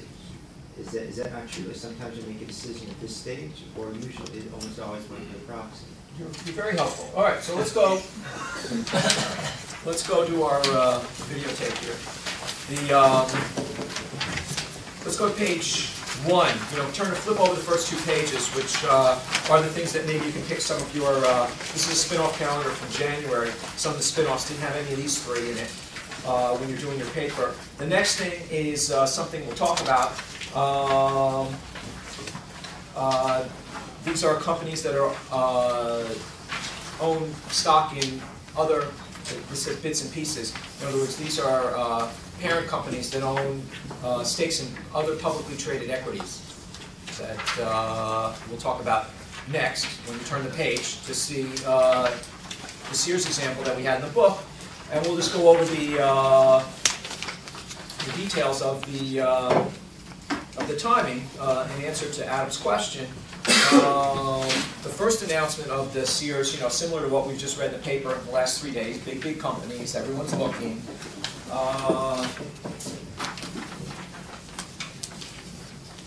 This announcement came out in September of 1992.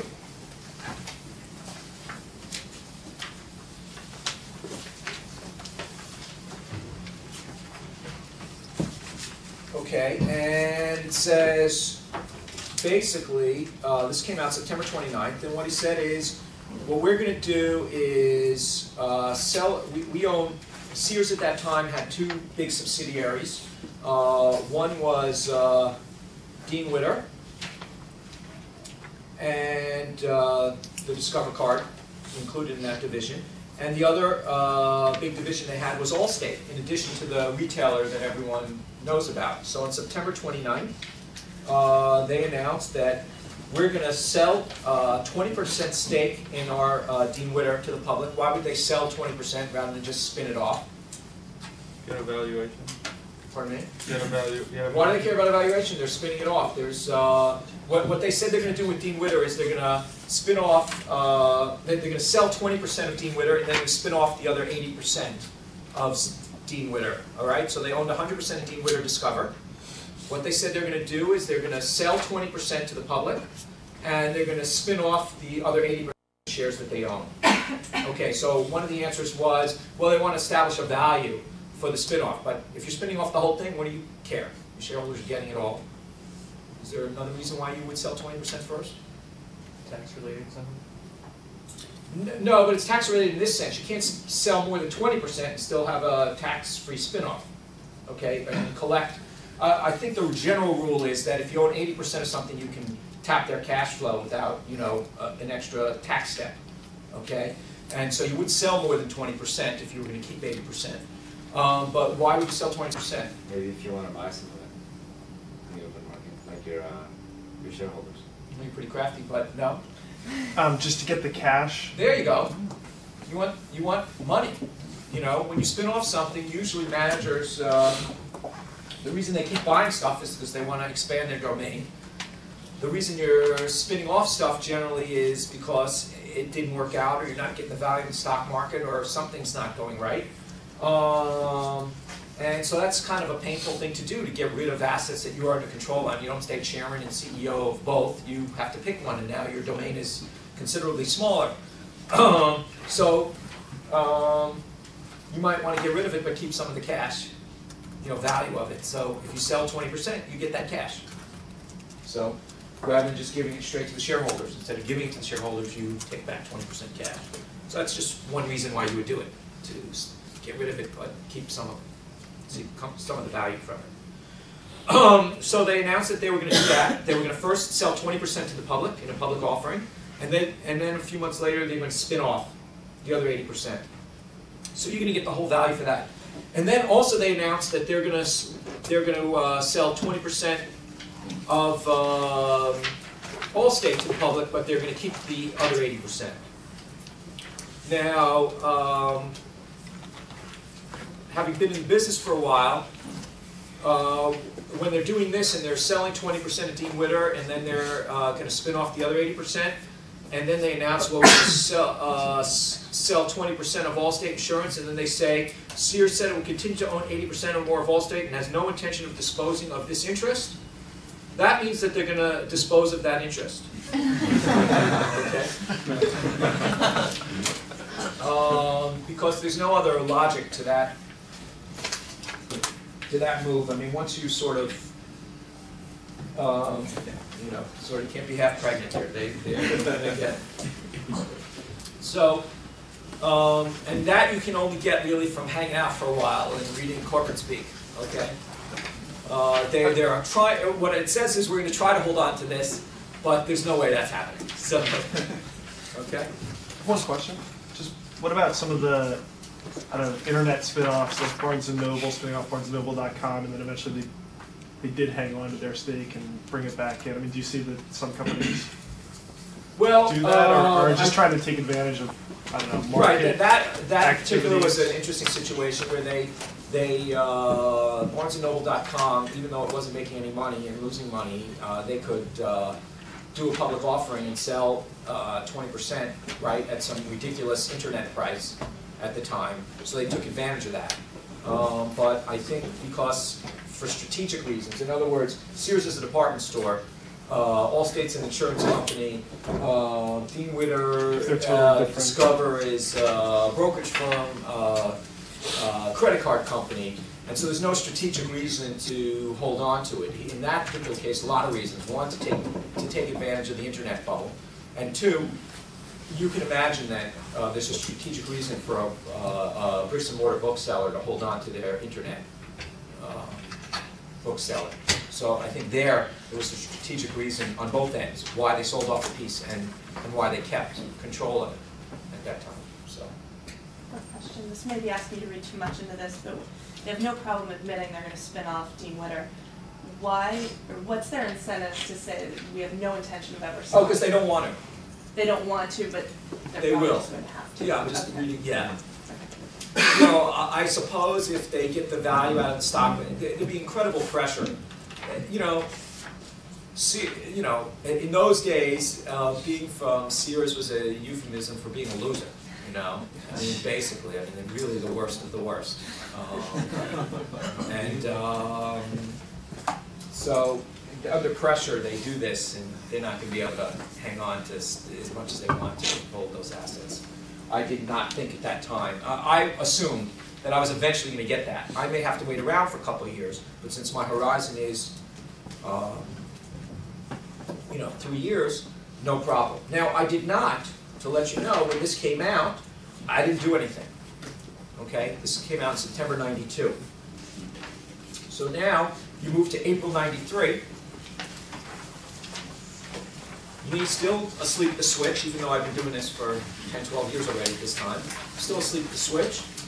And we see that there's an article in Chicago Sun-Times, but every other paper, that they're getting ready to, let's see.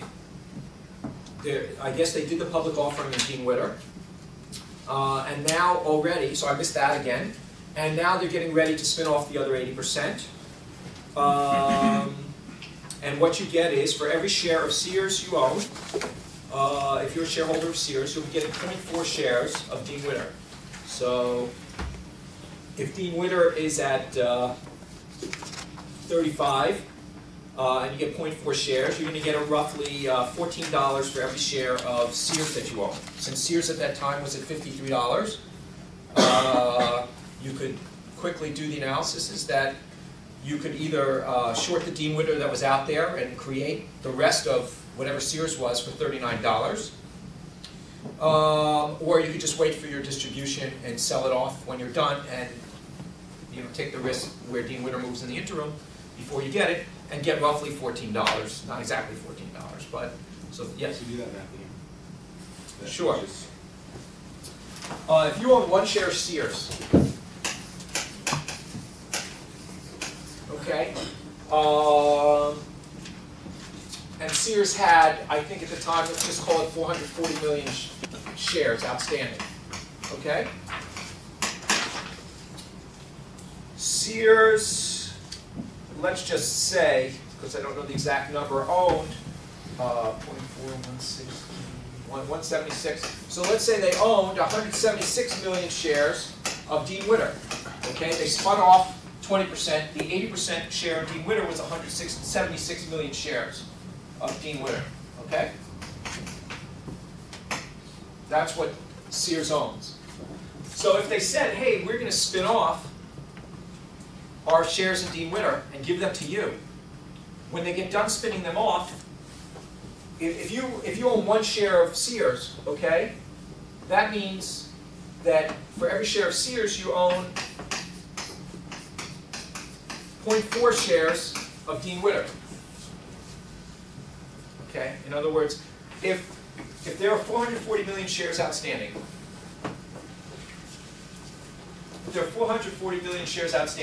and you're going to get 176 million, they're going to distribute 176 million shares of Dean Witter, that works out to each share of Sears is going to be getting, each owner of a share of Sears is going to get 0.4 shares of Dean Witter.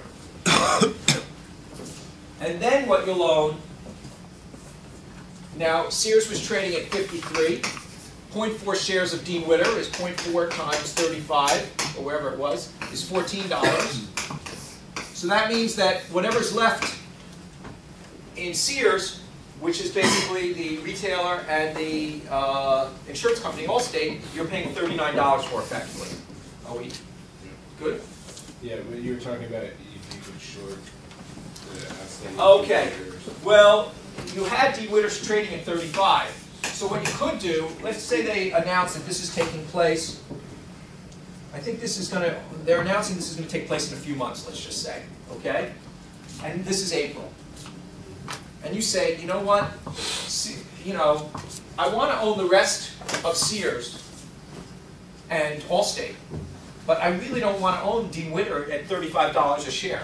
That seems pricey to me. So what I'm going to do, since I know in a couple months, I'll buy a share of Sears, and since I know in a couple months, I'm going to be getting 0.4 shares of Dean Witter from my Sears stake, right? It's like a dividend, right?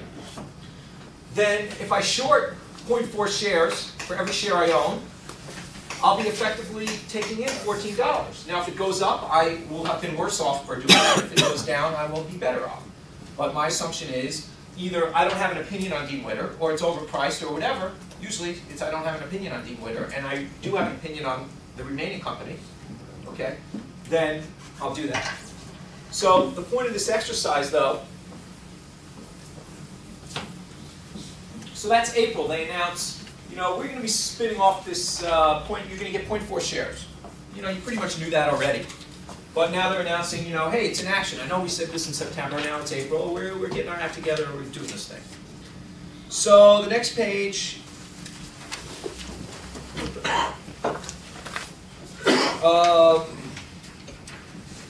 is when they fess up to the fact that not only are they going to, page 4 I guess this is, they've already made the decision to, the headline is Allstate offering scheduled for early June, Goldman, all right?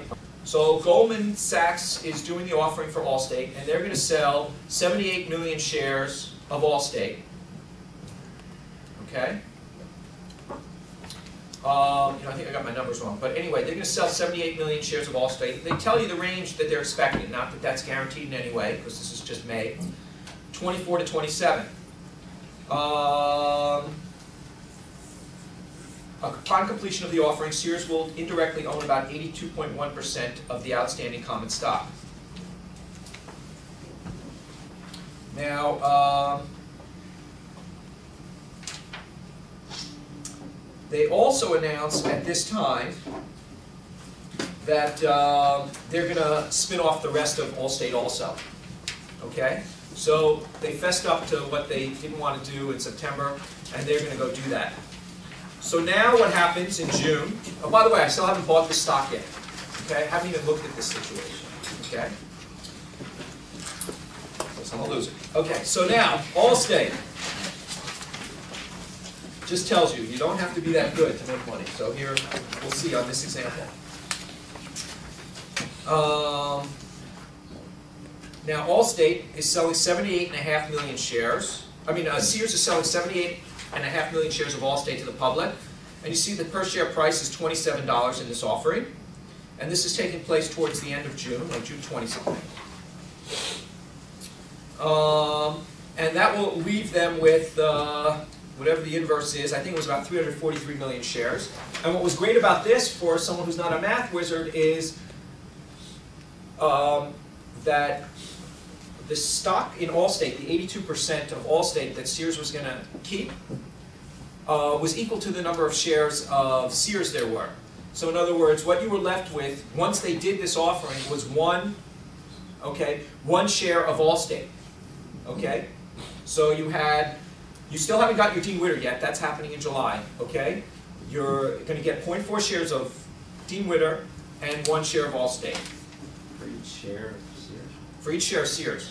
You're going to get distributed 1 share of Allstate and 0.4 shares of Dean Witter. I'm still not following this, though. So there it is, directors of Sears, or it says June 18th, directors of Sears Roebuck Friday approved the spinoff of the company's 80% interest in Dean Witter, Discover, to Sears shareholders.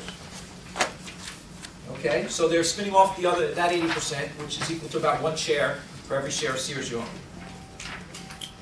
So there's the announcement, June 18th. Completely missed this also. Luckily, on page 8, we have, this is an interview with Michael Price and Barron's, not exactly hidden, July 5th. I think my edge here was that, it was probably a holiday weekend and no one was reading, I don't know. So, I guess the only thing I can think of, because it was announced in September, now we're in July. Okay. And I see this interview with Michael Price, who I think is a smart guy, so, when he's written up, I skim through Barron's. If I see somebody that I think is smart, I'll read about them. And so I'm reading this interview, and he says, it's highlighted on the left, with those 2 black lines. It says, Sears, on the other hand, has gone faster than expected, both in terms of its sale of Allstate and its spin-off of the rest of Dean Witter. Sears will be left with the retailer. And at $54,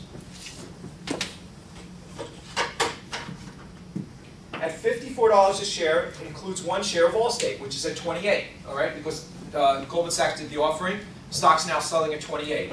So he's saying Sears is at $54. Now he's saying, gee, for that $54, that includes 1 share of Allstate, which is worth $28 a share. Following that, right? Makes it pretty clear. So that leaves $26. Then you get 0.4 shares of Dean Witter, which is worth $15. So whatever Dean Witter's at that time, probably 37 or whatever the number has to be $15. So 0.4 shares of Dean Witter, you're about to get $15. So that adds up to $43. That leaves $10 or $11. But he says, if you look at what's consisting of the $10 or $11, once you get rid of Allstate and Allstate and Dean Witter, he says, gee, about 2 or 3 of that is Sears Mexico and Sears Canada. That leaves about $8. Coldwell Banker, which is a broker, a real estate broker, Sears owned that also. That's worth $2 or $3. So that leaves about $5 a share, or a market cap of $1.5 billion on $27 billion in sales. Now, and then he says, the new management seems very focused. It's an almost debt-free retailer with huge real estate opportunities. Part of this whole analysis, when you subtract these values and everything else, what are you paying for the rest? You have to work out the debt. Okay? In this particular case, there was no debt on the retailer. So truly, you had a market cap, or an EV of $1.5 billion, sales of $27 billion. It's about 6% on the dollar of sales. Okay? So this is when I finally wake up. There were, 20 announcements, big, this is not a hidden thing, Sears. It's been in the papers a lot. They're doing all kinds of offerings. Dean Witter's not unknown. Allstate's very big name. I'm sleeping this whole time, okay? Now, and I do spin-offs for a living. That's pretty sad, right? So, so nevertheless, I say, gee, that looks good. So, and unbelievably, I guess I'm the only one who reads about my price in Barron's, because what I was able to do after reading this was, if you turn to page 10, I guess that little circle, I took out an S&P tear sheet. We used to use these before computers, or the internet, or whatever. And I think we actually had computers back then. But, and I just did a quick and dirty. And if I look on page 11, I see that last year, JCPenney, and I categorized this as a crummy retailer. And I categorized Sears as kind of a crummy retailer. JCPenney had about $19 billion in sales. According to the front of this thing, the stock was around 41. There were 235 million shares and some preferred and all that stuff, but let's just call it 10 billion. It was actually higher. And so this is, whatever it is, 55% of sales. Just as a quick and dirty. See what, compare one crummy, forget about earnings and everything else, just, I'm looking, I don't want to work too hard, because, it's not fun. So, Michael Price is saying 6% on sales. And then I look at JCPenney, not even including their debt, okay, which is $2.5 billion. I don't know if that's credit cards or what, so I don't, let's just exclude that without their debt, okay? This is called the price sales.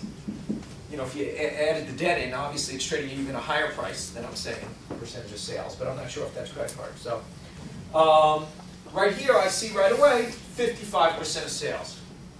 And here we have 5 and it's probably like, what does this work out to? 9.5 divided by 27. Anyone have that? So 5.5%. Yeah, 5.5% of sales. And you throw in the debt and whatever. So, all right, so 5.5% of sales. So I'm saying, gee, this is priced 10 times. Because I remember the 10 times, so that's why the 5.5%, right? This is trading on at least a price sales basis 10 times higher. They both stink. I mean, JCPenney is no great shape. Okay? You have to compare earnings. You have to do a lot of stuff other than this quick and dirty. But even if Sears wasn't earning as much as JCPenney, I don't remember the answer to that, you would say, gee, they're both sort of hitting the same markets, and these guys have this kind of valuation. Maybe it's overvalued, but 5.5% means maybe something could be fixed here. Or maybe this is just way too cheap, or I don't know. But it's 1/10 of the price of JCPenney on that metric. So, a few weeks later, they spin off both these things. And I'm able, what happens is I think they spin off the Dean Witter, and then I short out the Allstate and create a spread. And then I get the Allstate back in a couple months, or a month or two. So for $5, as Michael Price said, I was getting something that I think could be worth $50. Just quick and dirty. I think I probably did a little more work than that, but that's sort of how it came out. And, you know, in the next, I'd say it took 2 months, but this thing at $5 went to 30, 2 months after I missed everything and just read it, Michael Price. And eventually it did go to 50. So, this was, you know, so I guess before I give you a break, how the heck did that happen? This thing's been out for months. This thing's been out for months, right? I missed it September, I missed it March, I missed it April, I missed the offering in June, I missed the Dean Witter offering, I missed the announcement of the spin-off. Michael Price lays the whole thing out for the entire world. I am then able, over the next 2 weeks, to buy whatever I want. Okay? And I should go back and have that conversation with Harvey Golub, right, about efficient markets. But the question is, how is that even possible? How are we going to make money in American Express, Hewlett Packard, Sara Lee? You know, the front page of the Wall Street Journal for a long time. They're going to do these things now. Hewlett Packard's, Sara Lee's not happening for 1.5 years, they claim. Hewlett Packard hasn't even been announced yet. It's going to happen, but they haven't announced it yet. And American Express is taking their sweet time too. Okay? And so there's plenty of time for everyone to find it. And, you know, this was front page news back when I found this thing in Sears, and this stuff keeps happening. So the question is, how is that possible? How is that possible? That this is, you know, and I mean, Michael Price laid it out. I mean, like Barron's is a, you know, wasn't written in, you know, Swahili news or something. I mean, it was like, it was, you know, written in Barron's, which, you know, financial guys read, sort of, you know, guys who manage money and stuff. Not to mention the Wall Street Journal and every other publication. So I'm just kind of curious, you know. They have to say that because it's back to 1992. Right, all right, that would be one answer. Yeah. And it, I'm going to make a lot of money from one of those three. I'm not telling you which one. When I wrote one of the questions was, you know, well, you wrote the book, you ruined it for everybody, that stinks, blah, blah, blah. Well, you know what? The first year after I wrote the book, you know, spin-offs did crummy. Now they've done incredibly well. There was, it's just things don't change. I mean, this guy wrote this book in 1958. He didn't ruin it for anybody. I think I'm the only one who bought a copy. It took me 40 years. But this stuff's been around. And it was around then. There were plenty of guys looking at this stuff, and this was Sears. We're not talking about obscure spin-offs, okay? I would agree with your argument if we're talking about obscure spin-offs, not on the front page of the Wall Street Journal, not huge market caps, especially for that time. This was a huge market. Very high-profile businesses. Michael Price, pretty high-profile guy at the time, and it wasn't really like the Stone Age, as much as you might think it was. Things haven't, you know, and I'm telling you that I'm not worried about making money doing this stuff. So I just was curious what your explanation for why this, you know, we can do this stuff. I mean, it's sort of a lengthy time process for a lot of investors. People lose focus on what actually going on in the company. Now, Michael Price wrote this up on July 5th, and so I had 2 weeks to buy this thing before it started. Actually, I mean, I think there's some merit to the argument that you probably got helped by it being in Barron's over July 4th weekend. I didn't buy it yet. It hurt me. I mean, I wish he just called me.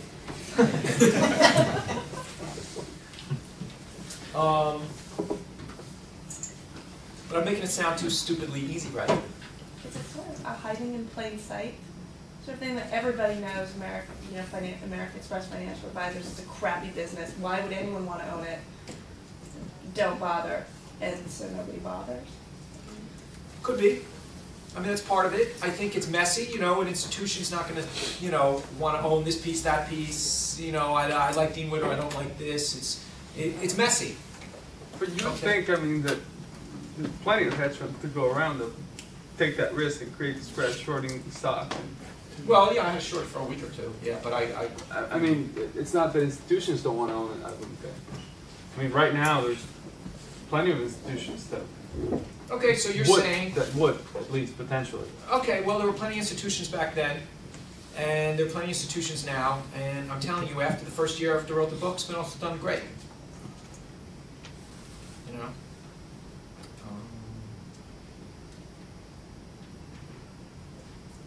You know, isn't it good though? How did the other two spun-off companies fare? Because maybe it's just difficult to value the three together. Well, I answer this a lot in the class. I don't know and I don't care. You know, I created this thing for $5 and it went to 30 in 2 months, so that was good. But they both actually, to my knowledge, didn't cave in any way. It wasn't like some Palm 3 comp thing that had a short window or something like that. This was really a, oh, by the way, you know, I wrote the book. I did Palm 3 comp, you know, and I created, I did the same thing. I bought Palm and I shorted, I'm sorry, I bought 3 com and I shorted Palm. And I was able to own the rest of 3 com for negative $23, which I thought was a good deal. It paid me $23 to take the rest. I thought that was really good. So that wasn't that long ago, but that was really, you know, inexplicable. Well, I clearly can't explain it. So anyway, bottom line is, this stuff happens, okay? This is a particularly blatant one, but these are blatant ones too, and there's going to be a lot of money to be made, and I tried to help you in the beginning say, well, everyone's not going to really be looking at it that way. You know, where's my opportunity here, where's my opportunity there? And if you own 30, 40, 50 stocks, you're not going to spend a lot of time really analyzing the messy ones and this and that. There are plenty of hedge funds out there, but they're all subject to the same, you know, biases and you know, they do what their friend's doing or whatever it is. They don't, you know, it is somewhat hiding in plain sight. It is that it's complicated. It is that perhaps you have to think about it in a little different way, and we have to practice that. And I'm better at it than I was 20 years ago, and I've seen a lot of things, and experience is good. But Michael Price, like, you know, laid it out for me. You know, I even missed it, you know, or was too lazy to look at it or whatever it might be, and here, a very easy one. And despite what anyone tells you, obviously I'm showing you one of the better ones, but this stuff's out there, and just, you know, last 3 days, tons of fodder for this kind of analysis, and there are different times to get in. There's plenty of time to get in. Sometimes you should get in early because the split up is a good thing, and you have to analyze that quickly. So I would look at this and say, you know what I really want to own, if you're kind of screwed, if you wanted to own, I took it off the board, but if you want to own American Express Financial Advisors, and it's the $9 piece of the $55 stock, you got to wait, because you don't want to take on that big $46 thing that you can't hedge out in exchange to get the $9 thing, bless you, that you think is cheap. But, like I said, I might be interested in the main business. Don't know yet, you're going to tell me on Wednesday, but I might be interested in the main business. And if I think that $9 is pretty conservative for the other one, I may be able to play right now. Okay, I may be able to buy this thing right now at $55 because I'm not taking on that huge elephant with me. I'm actually buying a piece of something that may be cheap, and I don't really think it's expensive. I don't know if that's the case, Steve. Just wanted to understand your trading strategy. You bought after Dean Witter was dispersed, or I bought, I think, a week before it was dispersed. I shorted it out, but you didn't have to. So, you know, in this particular case, let me explain something. You shorted once he's off. No, I shorted it the week before it was spun off and covered my short within a week.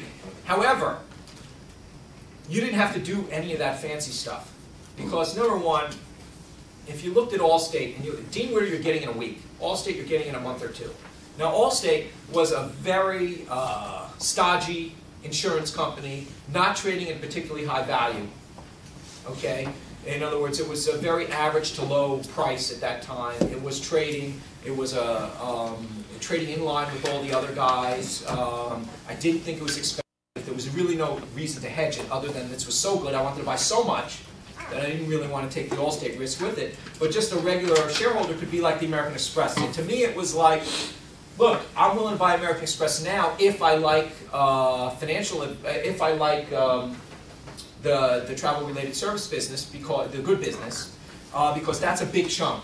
And as long as I feel pretty good that that $9 is going to be worth 8 or 10, then that's not going to be the driver of whether I want to own this. And I wouldn't even short any. If I could short out the 20% that's trading, I wouldn't. So you borrowed one Allstate and 0.4 of Dean Witter, and you bought Sears. And then I got the 0.4 Dean Witter back in 1 week. And then I got the Allstate back in 2 months. And actually, what I did was, so that I could buy a lot, which was something that was less available then, I did a derivative trade where I just laid out the $5.